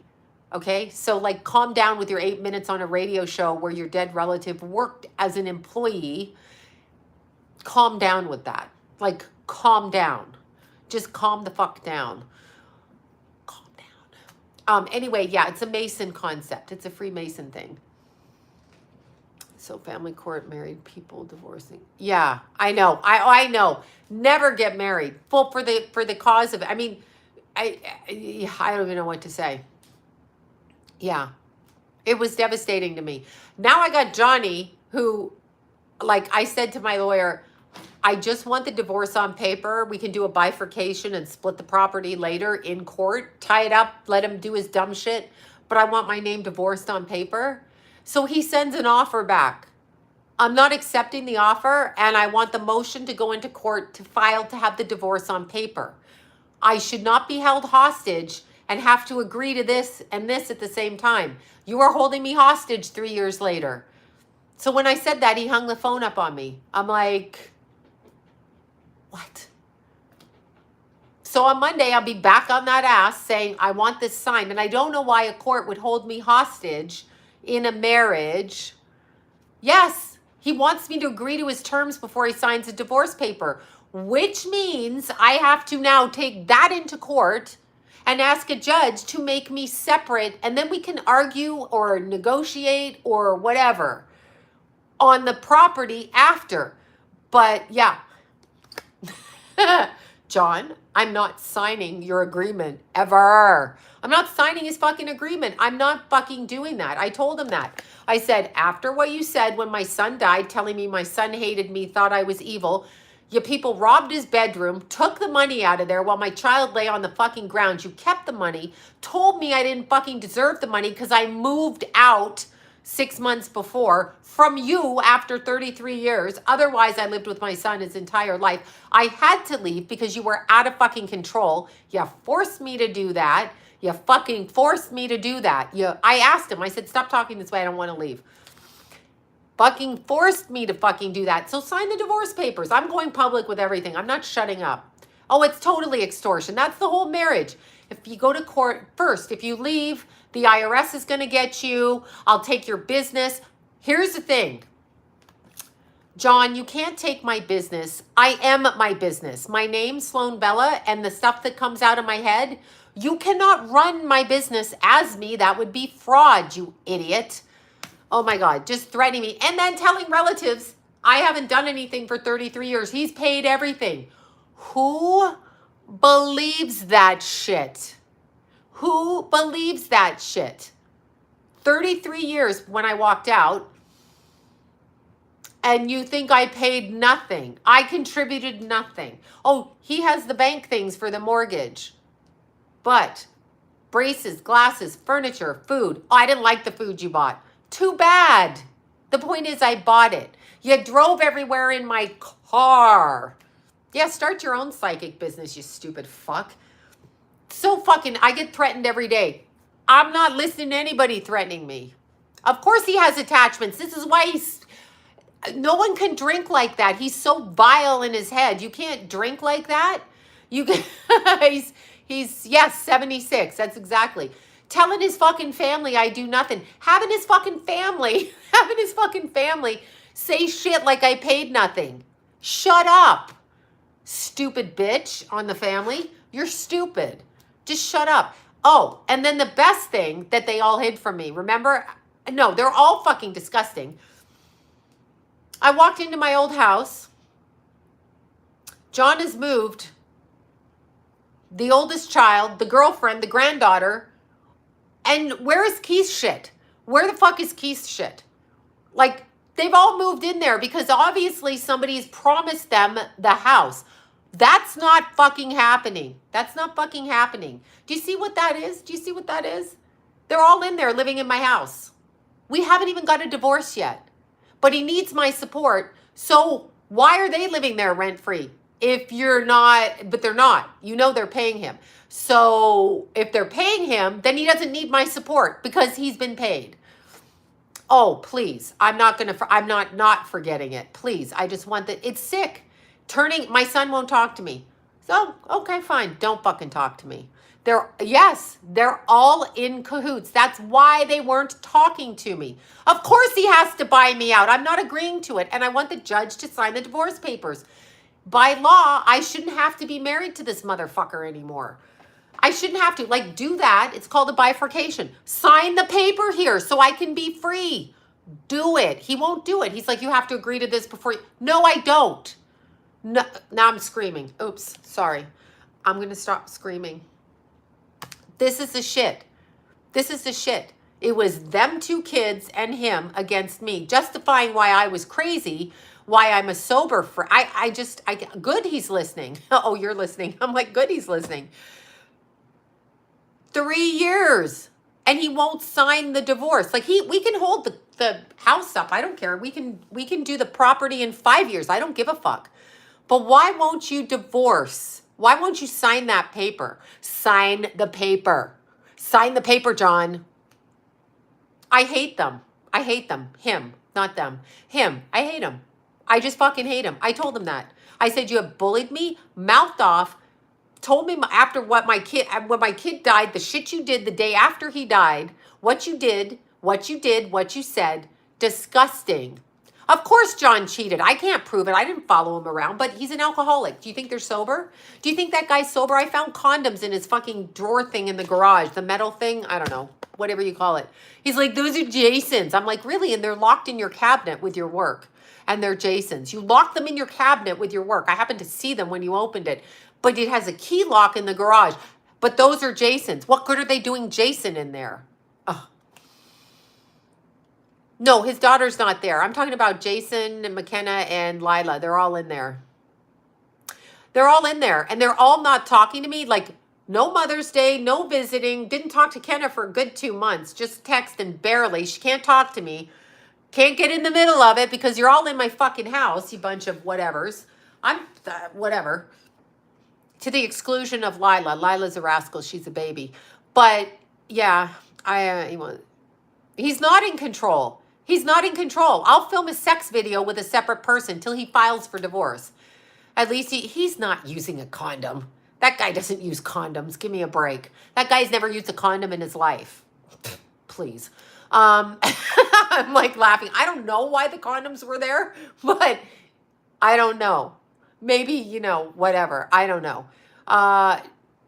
John Ramsey. No, I don't. I think he was dating her after the kid died, right? No, it's really a problem. I'm having a problem with it. I'm having a huge fucking problem. No, they weren't talking to me. I know when they don't talk to you, when I talk to somebody, on Mother's Day, I got a, text from Kenna. And I think a text from Jason. But here's the problem. Sign the fucking divorce papers. See, I can't stop. Anyway. Yeah, she's not in the middle of shit. She moved into my house. They all think they're going to take the house over. I'm saying this publicly. Whatever. Then I got this idiot in wherever suing me thinking he's going to put a lien on all that shit. Yes, John thinks, well, before Keith died and before Keith died, the first Christmas I moved out, both Keith and Jason said to me, you're spending our inheritance by divorcing their father. And then John said, you should give the house to Jason, and had the kids talking to me like that. Why would I give my marriage house after 33 years to my children when I'm not dead? Do you see how they're trying to do that? Yeah. Yeah. They're disgusting. They're disgusting. It's disgusting. I'm disgusted, actually. No, right. If I moved back in, I'd have a nervous breakdown. I don't think he could stop me, actually. You want to fucking do it, but who wants to do that? I'd have to move into Keith's room, and Lila's in Keith's room now. And no one told me. No one told me. Jason thinks the house is his. Why do you think his dad has him there? His dad's saying, you take care of me, you pay the bills, the house will be yours. That's probably, I don't know though. I don't know that, allegedly. Anyway, it's some fuckery. It's been fuckery the whole marriage. Oh, it's fuckery. It's fuckery. Well, you're going to die a rotten death it's disgusting. I mean, I'm just saying publicly. I'm saying it publicly. And to his female relatives that thinks I didn't, they moved. This morning I said, John, sign the paperwork. He goes, I don't want to talk about it right now. I'm like, John, where is my son's stuff? Oh, you took it all. No, John, I took the pictures. And one metal bucket, you accused me of being a thief. Meanwhile, they took 10 grand out of his room, by the way, and John hid it from me. So who's the fucking thief there? He's the fucking thief, asshole, with my dead kid on the ground. Piece of shit. Anyhow, so I said, where's keys? Oh, well, there was nothing in the room. You took it all. I didn't fucking take it all. I don't even have a key to the house. Yes, were my kids, I don't know what you just said. Yes, he played the kids against the mother. So good job. That's nice. And then telling his fucking family members that I don't pay anything. If they're dumb enough to believe that, you are dumb. You're fucking dumb. I cooked his mother cooked for me too, but when I first moved in with John, thank you. I'm venting tonight again. I got to stop because I need a therapist again. Anyway, when I first moved in with John, his mother lived with him. He moved her in because he gave her house that he let her live in. So that was a lie because she had a house, but it wasn't in her name. And in the divorce, the wife got the house, the first wife. So the mom moved in with John, which is good. He took her in because we don't want her to be homeless. Anyway, I lived with her for 12 years. I cooked for her. I drove her around. I took care of her. She took care of me. She watched my kids. This is all true. This is all fucking true. Okay, that's all true. But he used to say to me, when I say I want to live on my own, he's like, my mother was here first. Don't let the door hit you on the way out. Okay. That's the first fucking mentally ill thing said to me, right? Yeah, I know. That was the first thing that's said to me. That's what happens when you come from childhood abuse and you don't clear it as a 14-year-old. You marry it. Oh, it was total harassment. Total harassment. Total harassment. My kids through high school would walk in the front door. Their dad was flat on his back. I don't know if he was drunk or high or whatever. And then he'd start calling me a whore and start telling them how I was cheating. Keith actually thought I had another boyfriend. Keith thought I had another boyfriend. That come from Keith's friends. I didn't have a boyfriend. I did not have a boyfriend. I wish I had a boyfriend. Anyway, so somehow the kids were taught that shit, okay? They could say whatever they want to me. They didn't have to listen to me. Disgusting. Disgusting. Yeah. I can't have any man. Nice try, Travis. I've only ever had two. And the two I've had, well, one was more violent than the first. But this, yeah, no, I can't throw them out. I don't live in the house. But I don't understand. See, if John's manipulating, I don't know what he said. But here's what I can tell you. To the relative that thinks I don't pay anything, to the Bella relatives who think I've contributed nothing, you fucking batshit crazy, okay? Batshit fucking crazy. That man whined about not having a car. Keith thought you were an asshole for not buying me a car. What grown-ass fucking man says that? What grown-ass man says that? No, you shared my car, John. When I wasn't there, the car that I had, you drove in my car. I drove you around. You went with me. You refused to buy a car till your cousin gave you a Corvette, which I'm still paying the car insurance on. And then you took over Keith's car payment. I agreed to buy John a car with Keith. And so did Jason. I was already paying the insurance. But he actually goes, I didn't have a car. I didn't have a car. Who fucking, what? You're a grown-ass motherfucking adult. You're a grown-ass motherfucking adult. But yet, this bitch wants me to agree to his fucking bullshit when I'm 56 in 2 weeks, 55, with no 401k. Yeah, exactly. No 401k, no nothing, okay? No guarantee of employment if I lose my ability or can't get anything, right? Or can't work like after Keith's death. And they don't think I fucking deserve anything. They think I should just give the house away and the business away, which, by the way, John, I have owned a business in my name that you put in my name that I've not had keys to for 27 years, not gone in too much cocaine. Abso-the-fuck-lutely. Abso-the-fuck-lutely. The helicopter conversations. Oh my God. No one's bad-mouthing McKenna. I'm not bad-mouthing McKenna. I'm just saying, I don't know. They all moved in there. Well, I don't think Lila should be in there, technically. I mean, why should Lila be in that house? John drinks a lot. I mean, there's that. But still, the point is, they all moved in there and they all, not Lila, she's a child. He is a miserable drunk. He's a fucking miserable piece of shit drunk. Anyway, not the point. I married him. That's the point. I was a 20-year-old stripper. And I thought he was nice. He was nice for 3 years. Not nice all the time, but nice enough. But anyway, my point is, literally, don't badmouth Kenna. I'm sorry. Yeah, don't badmouth her. But my point is, when I didn't hear from McKenna, because I usually talk to McKenna, and I at least talk to Jason, but when I heard I was a stupid 60-year-old drunk sober person from my son, last conversation, and Kenna avoids me like the plague, I was like, what's going on? They must be doing something behind my back. That's right. They moved into the house, removed Keith's shit, set it up. That's not okay without checking with me. That I don't know, because John's probably talking to him. It's not okay. And I'm saying it publicly out here. It's not the fuck okay. It's not okay. Yeah. Well, I mean, I was a stripper at 20. I honestly, I married John. I thought he was good. His daughter called me a gold digger. Look who's a gold digger. I wonder if that bitch knows who the gold digger is. Yeah, I'm calling you a bitch. Like literally called me a gold digger because I was younger. I mean, that's your dad's fucking choice. Go call him a gold digger because he's living in my house while I'm trying to fight him in court. Won't even give me a divorce on paper. I paid everything but the signature on the check. He paid for cable and shit. I paid a lot of other shit. The garage door on the house, paid by me. He's like, I don't remember that. I'm like, do you remember me taking you to Vancouver while I was filming a show? And they gave me like $8,000. The $8,000 went to, I loved stripping too. The $8,000 went to the garage door. Do you remember that? He's like, no, I don't remember that. I'm like, wow, really? Okay. Okay. And so the house was redone. The granite countertops, that was all redone by me in 2016 and 2019 before I left. The washer and dryer, mine. Water heater, mine, paid for. Bathrooms redone, mine. House painted, my hard work.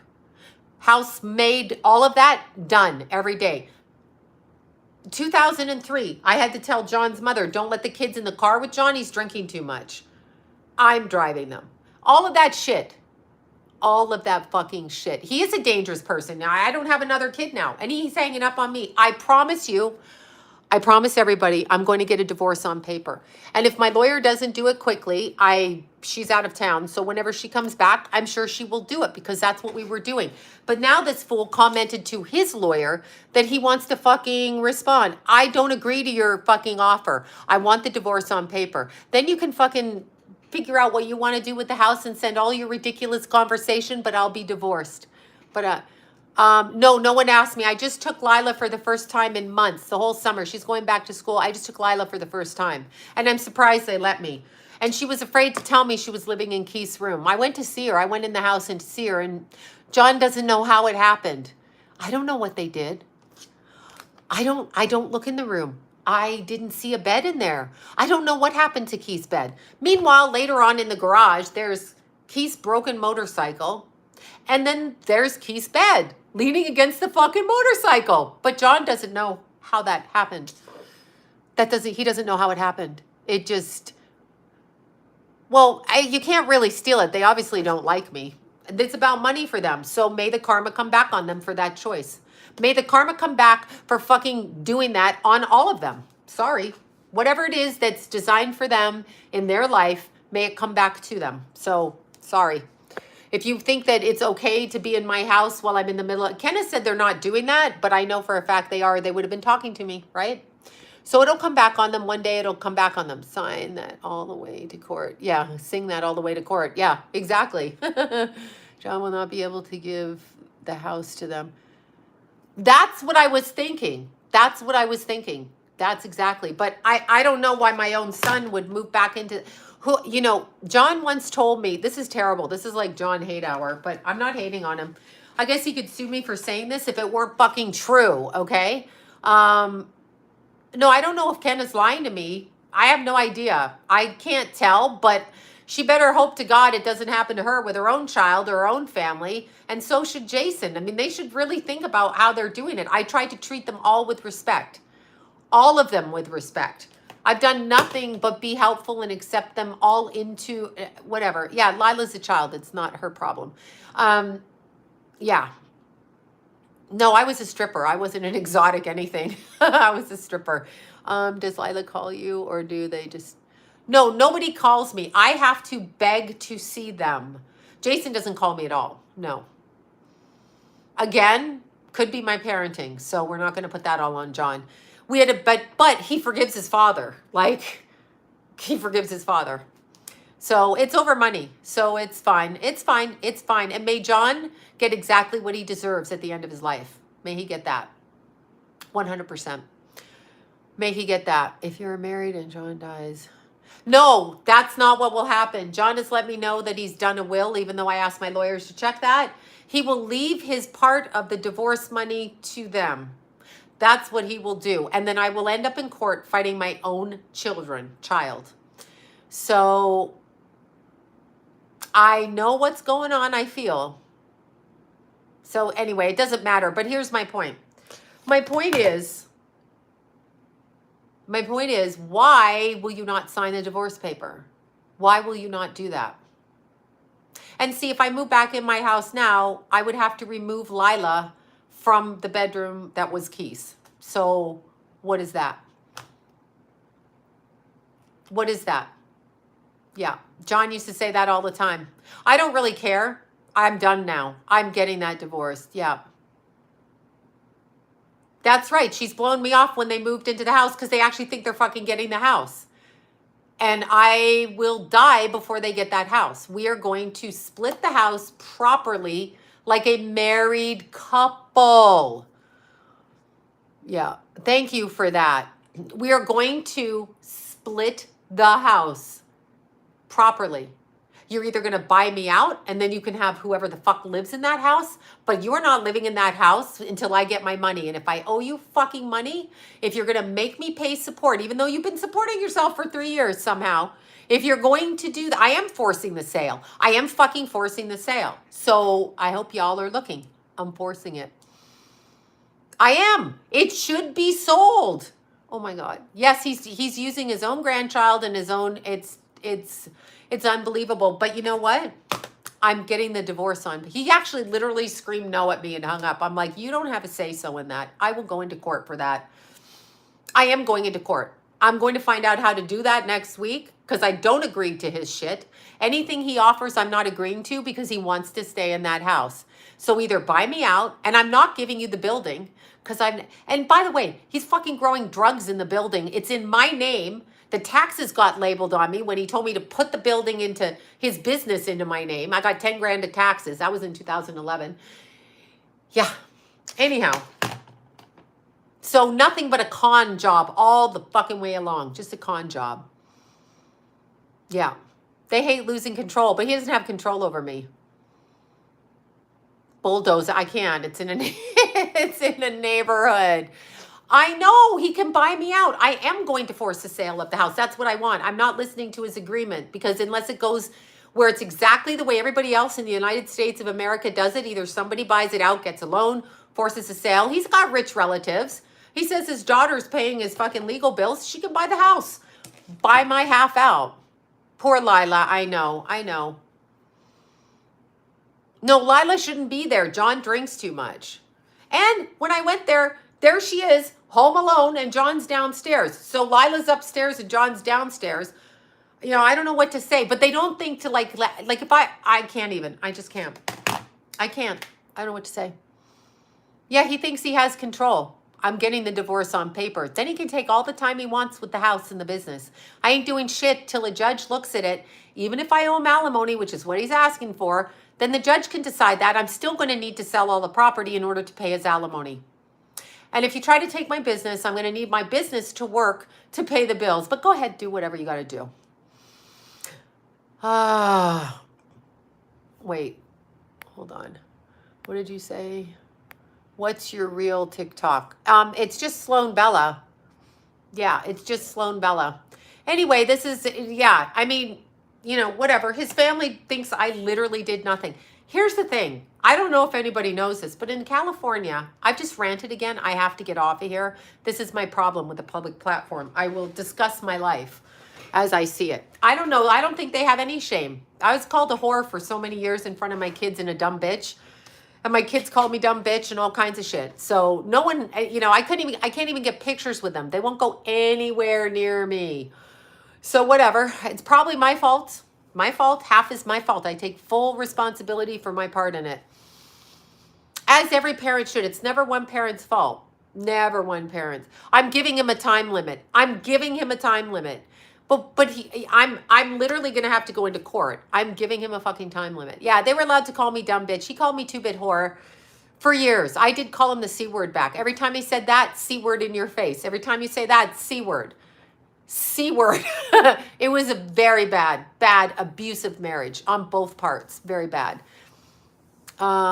It's okay. It's your channel. Yeah, I know, right? But it's very bad.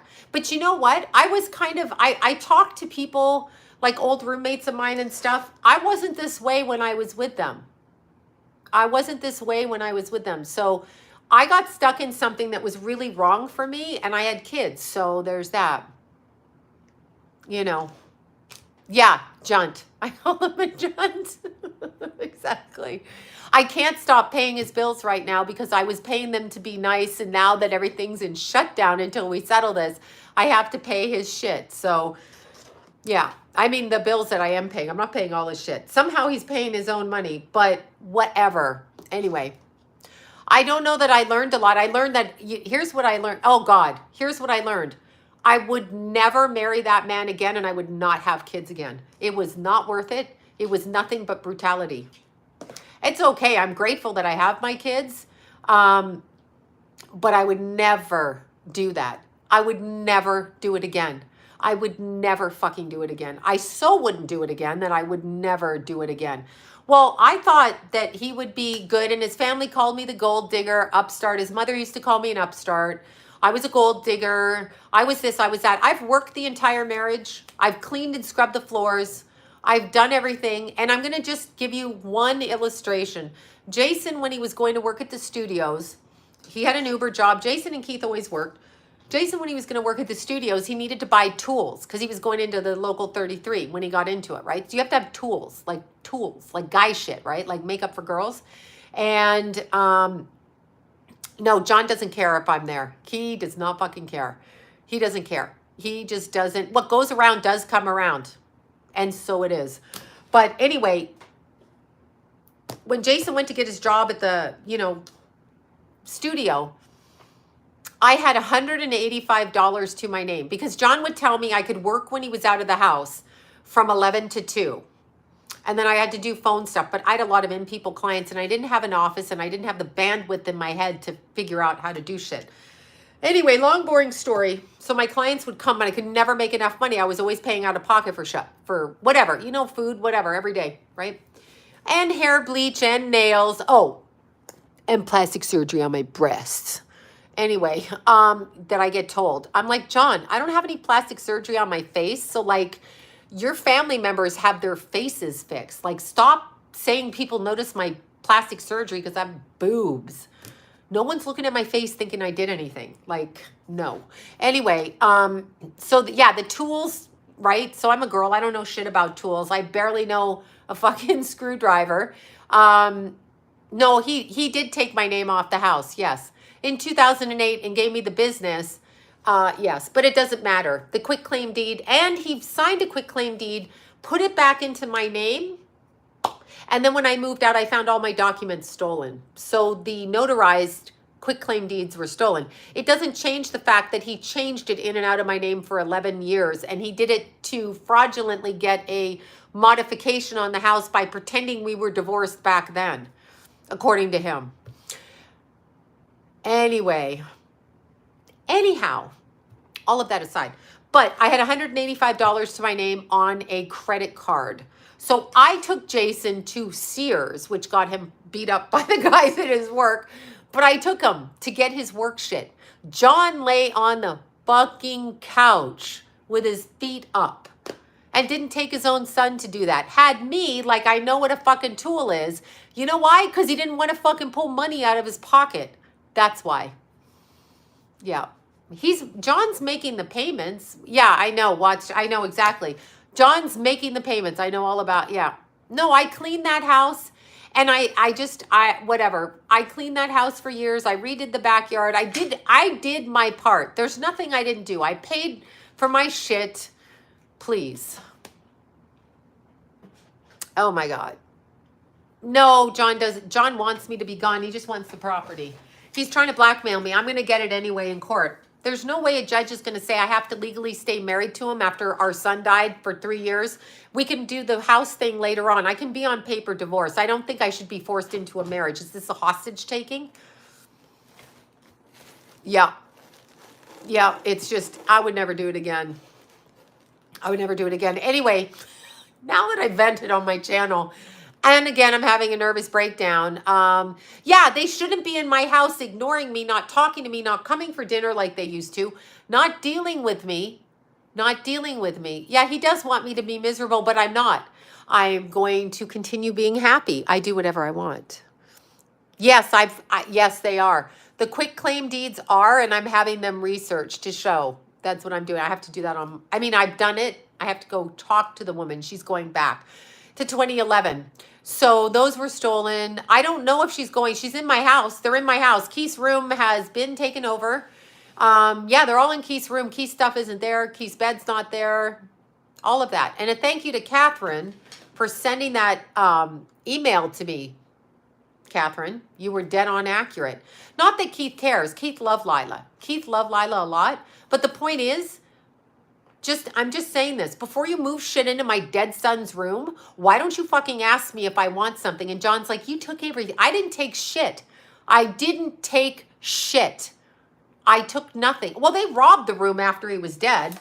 I mean, if I told you that story, you'd have a nervous breakdown. And they all look at me like I'm crazy. My son, I'm not joking you. And I'm not a victim here. This is just facts of what happened. This is just fucking facts, okay? So I'm not even saying I'm none of that. I'm just saying, well, I could hardly get my face off the ground when my son died, okay? Then Jason and Kenna went and they removed shit from Keith's room together with whoever else. And then they gave the money to John, which he never mentioned, knowing I just had hired a forensic photographer to take pictures of my dead son. All of that stuff, okay? All of that shit. And then one of Keith's friends told me, by the way, John has 10 grand, because I guess he overheard something. John told me, you don't deserve it. You didn't live here. I'm sorry, excuse me, what?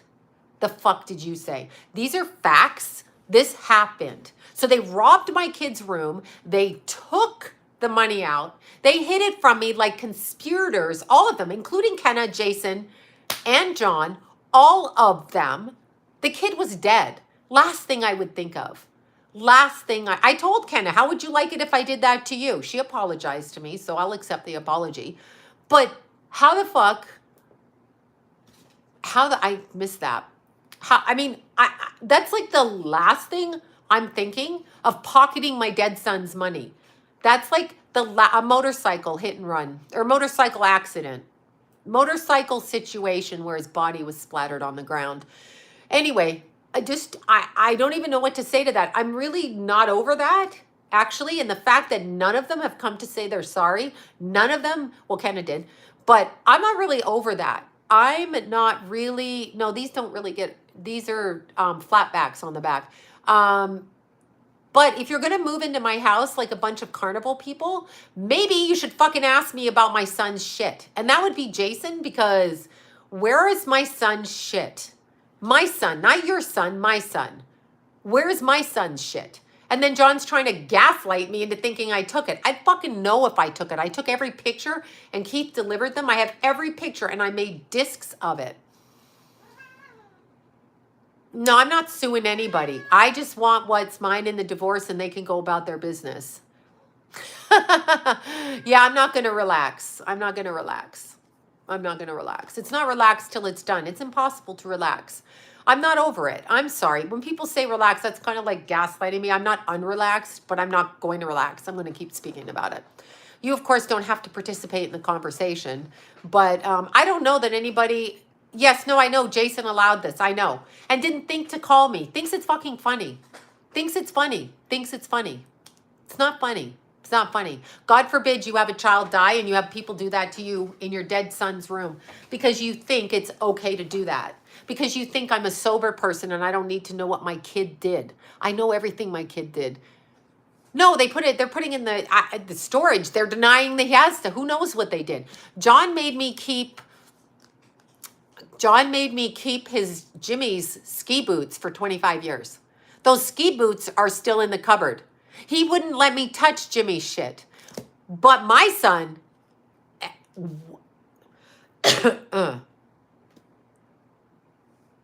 I have no idea where Keith's stuff is. I don't know. I don't fucking know. I took after Keith died, I took one, it's Keith's water jug that he kept his, the elite shungite in, because I told him to do that to clean it. And I think karma's biting me in the ass. I don't know what I did, but I shouldn't have married John because this is the karma I get. So this is my mistake here. Relax is what was said to me before I was abused. Yeah, they always say relax. Yeah, I'm not going to relax. I'm not unrelaxed. I'm just telling you the truth, and people don't like the fact that I'm animated with it. Yeah, I should actually call the sheriff and have them moved out and me moved back in. But this happened when my son was cold on the ground the same day they robbed his room, and then gave the money to John, who kept his fucking mouth shut, knowing I was spending all my money at the time because, you know, I couldn't work. I had to send money back to a bunch of people. I'm still doing that. I still don't know what happened. And he kept that money and then looked at me and said, you didn't deserve it. You moved out. No, that's a fucking lie. That's a fucking lie. It's a fucking lie. And then yelled at, no, I got the most important thing, the pictures. But here's what I did. I also went and got them all digitized, all the videos, all the stuff. Jason has never come to get his shit. He did come to get Keith's ashes, but Jason never came to get his shit on the pictures. John got his, and every time he's like, are you sure all the pictures are on here? Yes. Because I made John rip them out of the photo albums, put them into stacks, and we took them to the digitizer, but I took care of that. So I did that. Also have paid for every Christmas dinner. Not that it matters, but yeah, I don't know that I have good memories. It was a very bad marriage. It was very bad. It was not good. It took me 33 years to get out of it. And when I got pregnant with Keith, I didn't want to be married to him. When Jason was 8 or 9 months old, John fell dead drunk on the front porch of his own house in Burbank, literally fell down on the ground and slept on the front porch. I knew I was in trouble then. I didn't realize, you're not in a marriage when you're with an addict. So there is no fucking marriage with an addict, right? I have to have done something wrong because there's no way you marry that and get treated like, you have to have done something. So I guess I'm atoning for whatever it is, but I did that for them I was so afraid. I didn't spend much time with Keith. I was too busy fighting with John. I spent 33 years in a war, minus 3 years in a war with, yes, I need distance, with John. And John says, I love to push your buttons. He laughs. He thinks it's funny. Yeah. No, they didn't go. No, Kenna was working, and Jason told me he was sick. He didn't want to go. They just don't want to prove. John showed up. Kenna was working. She's working. Yeah, Kenna's not my issue. She's not my child. My child is my child. Lila's a baby, not my issue. My child's my child. The fact that John says he doesn't know how they got in the house and it's a mystery to him is insane. So, yeah, listen, you're going to walk in that hell. I don't know what to say. But he wins. He won. But I'm getting that divorce on paper, and then I win. That's it. I don't think a judge is going to hold me to a fucking marriage. I don't feel that that's going to happen. Yeah, I really don't feel a judge is going to hold me to that. The judge can make us mediate to split the property, but I want a divorce, and it's a no fault. So I am going into court next week to get that divorce, period. All it is court. But when it's all done, yeah, I know. It's just disgusting. It's 3 lawsuits. Do you think any of them offered to come talk to the lawyer for Keith's? All I got was a bunch of shit. This is me calling. My lawyer said you should call John and Jason and make sure that they want to be on the lawsuit for Keith's wrongful death.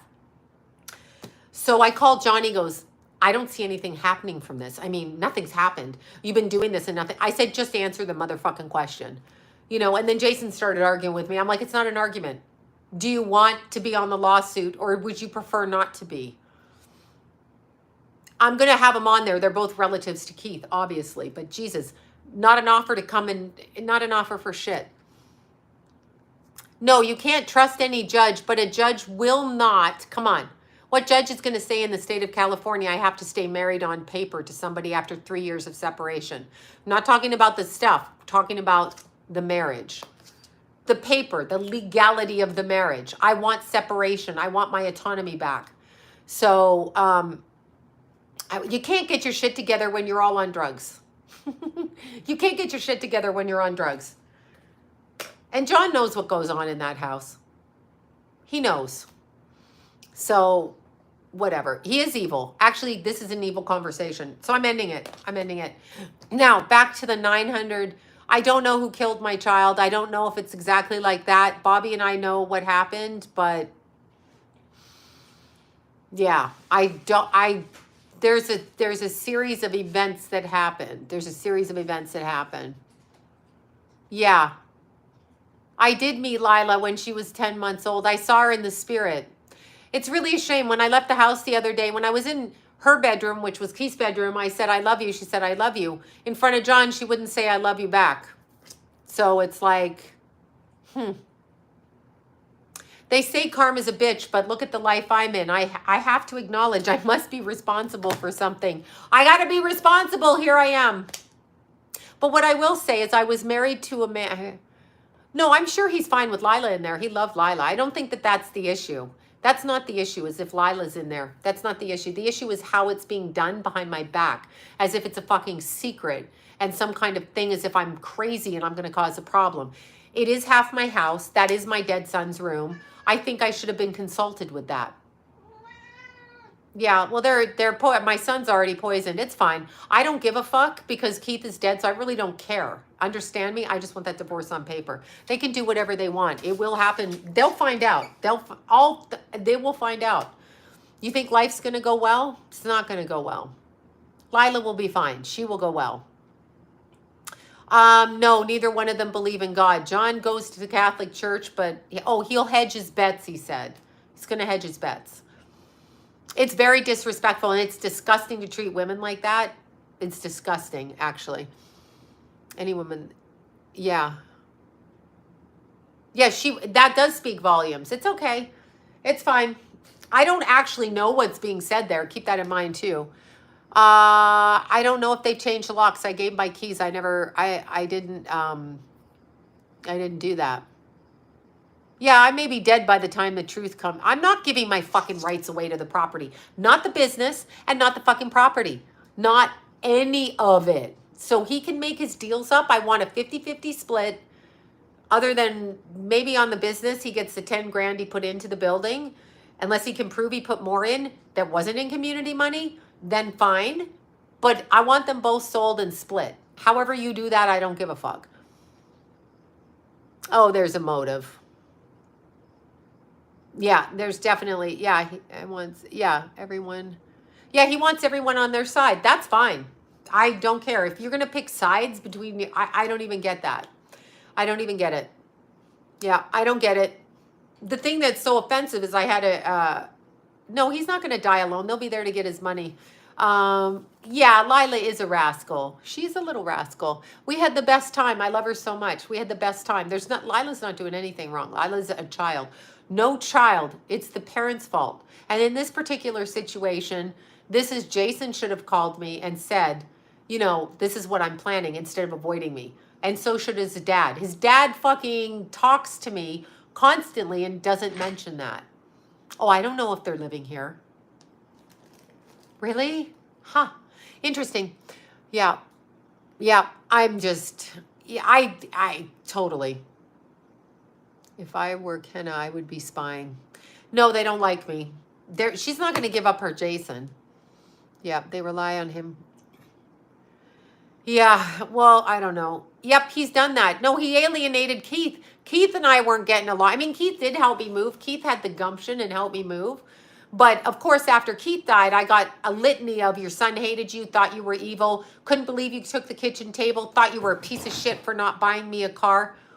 Who says this when the kid is dead? That's the only shit I heard after my kid was dead. So it's so disgusting. I told him that today. I am not staying married to you. The level of abuse by you, and I don't care. These are facts. You can't sue me for facts. It was said. I recorded it. Kenna heard it, and Deanna heard it. So it was fucking said, period. So these are facts. So yeah, maybe John did tell him he talked to me and I was okay, but they're not talking to me. The devil is always a liar. The devil is always a liar. John definitely has parasites. He definitely, yes, Kenna wants another child. Maybe John can babysit that child too. See, when I first moved in with John, he told me I didn't know, I wasn't a good mother. He said, I can't believe I married another piece of shit mother for my kids. That's what he said to me. That was probably 15 years into the marriage. He said that. That's what he said. And so I never forgot that. I don't forget. Okay. I hope Keith knows the truth now. But then after that, that's my best. Oh my God. Thank you for that. E-Tiger. Oh, of course. John has said shit about Kenna to begin with. I'm not going to repeat it and I'm not going to say it. I never told her. And if I told Jason what John said about him, which I have on tape, which was the last conversation I had with him when he said that. So, yeah, I don't know. He should look in the mirror at himself. He should definitely do that. But it's extremely hurtful, and I'm actually getting sick of it now. So now the war is on. I'm getting sick of it. No, they should not have any more children. There should be no more children with a drunk grandpa in the house. I mean, come on now. It's fucking warfare. It's disgusting. It's ridiculous, but I'm not going to shut up. No one will talk to me, so I'm just going to, if you don't come forward and stand in your truth and tell me, if you hate me, tell me. Fine, that's fine. But no. Anyhow, John would say, I don't know how to, be a family because I didn't want to live with his mother. I would send that. No, I don't want to hurt Jason like that. He's not emotional. I'm not doing that. John is extremely manipulative. Thank you for that, Lisa. Thank you from Montreal. It's so sweet. Thank you guys, all of you, generous. Yeah, no, I wouldn't do that to Jason. Yeah, abuse is not, abuse is not warfare. Yeah, no, it's just abuse. Leak the junk. Oh my God. I used to send those tapes to Lori and Brian and Deanna. I'm like, listen to this shit. Because he would yell at me about making money. It was always about making money. He's not tried to get me back. There's been no, I love you, I want you back. Nothing about that. It's just like the IRS is going to fuck you. I'm going to take your business. You did nothing for 30 years. You're a piece of shit. You're nothing about marriage. So it's interesting. Yeah, he should know. I will. Well, Jason's not going to believe me. Yeah. I know it's a lie. Yeah. I can't get him to sign it and the lawyers won't do it. So I don't know what I'm going to have to do, but I may have to just ask how to get it done this week. I just want that paper in. I may have to, I'm sure the court takes time. I don't know. Facts are not defamation. No, facts are not that. They're not. This happened to me. I lived in this marriage. No one leaves a marriage after 33 years and does that. Okay, no one leaves it. I did not want to leave my house. I would have left when Keith was 2.5. Yeah. Well, John doesn't have any character. John has never had character. He's not a moral human being at all. He's not moral. He told me my dead son hated me and screamed within an inch of my face, tried to hit me to where I had to get on the ground and cover my face the day after my son's funeral and said, you're still a coward like you were when you were younger. That's what he chose. Yes, I did love John. Yes. That's what he chose to say to the mother of his child. Oh, it's probably black magic, but yeah, it probably is. But he's an alcoholic and they bring bad energy into the house. So that's what was said to me. After I did the funeral stuff, he didn't participate. He refused to come meet the pastor and then yelled at me about the pastor. He refused to do anything and then fucking told me how wrong I was. He's got a loaded 6th house. He is demon possessed.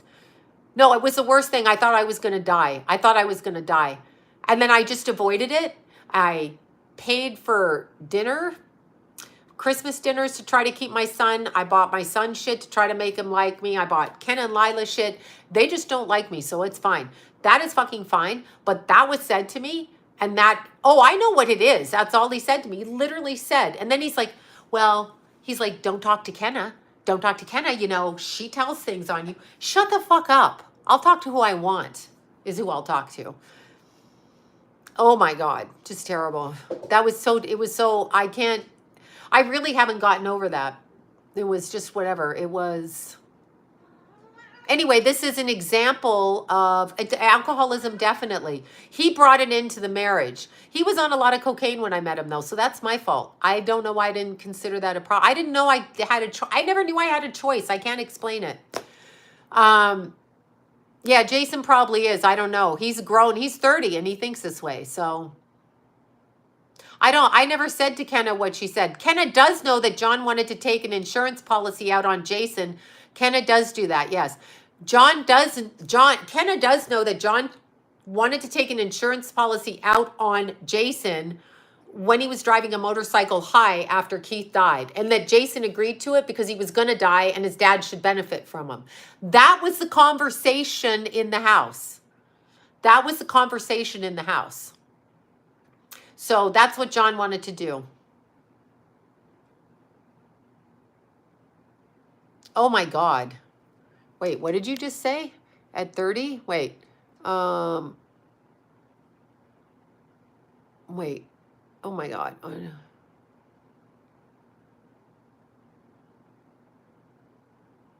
Thank you for that, Lynn. He probably thought you were beautiful, Lynn. Yeah. Well, yes, but Jason was so out of it after his brother's death that he literally said, my dad's right, I'm going to die. He should get the money.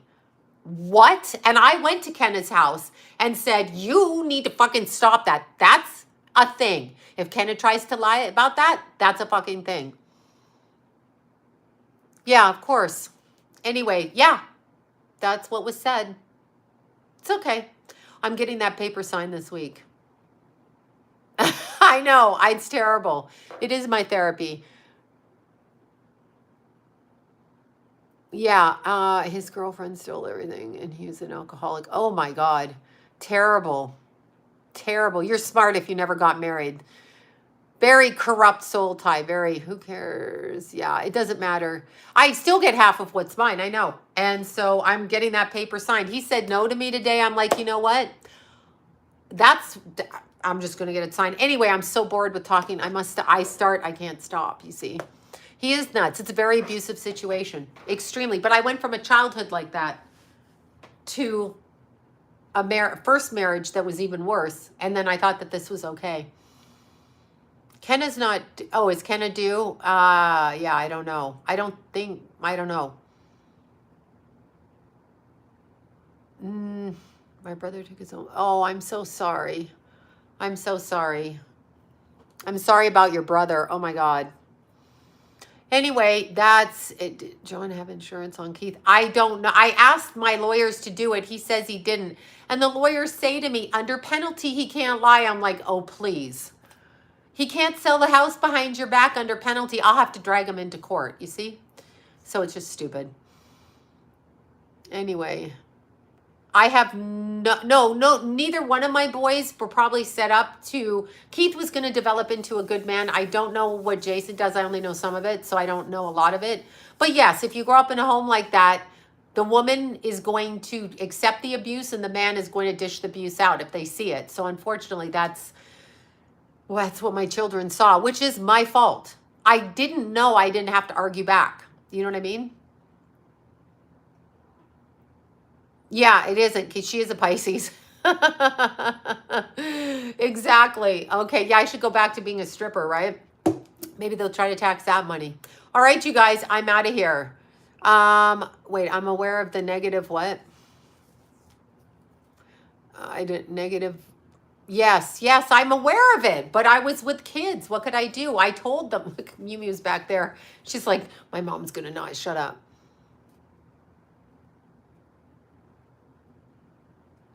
Yeah. I don't know.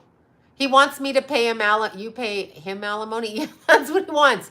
That's in his fucking offer. He wants to live in the house till he dies and me to pay it. Meanwhile, that's not happening. Unless he can buy out the house. I want half the house now. I'm not doing that. Even if I have to pay him alimony, I'm not paying his mortgage in that house. I'm separating the property from our marriage. He can do whatever he wants. He can get a loan. He can get Jason to pay for it. I have no idea what goes on.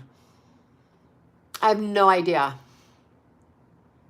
None whatsoever. I must go. I've talked way too much. I'm going to have to block this video, you all. Let your lawyer do their job and contact him. Do not. Yes, clearly. But it's not being done quick enough. It's not being done quick enough now. We're waiting on his order. He said, offer. And that came in last week, but I still haven't received it. So I want the paperwork signed for the divorce now. And then I'll discuss the orders. I just want to be divorced now. That's it. And I'm not paying for his addictions. And if that is not brought up in court, I don't know what. I don't know what. Okay, good night, you guys. Bye, guys. I'm never talking about this again. I've said that 500 times. It's just very stressful. 3 lawsuits in one thing. 3 lawsuits. 3. Extremely stressful. Headache. Okay, bye, guys.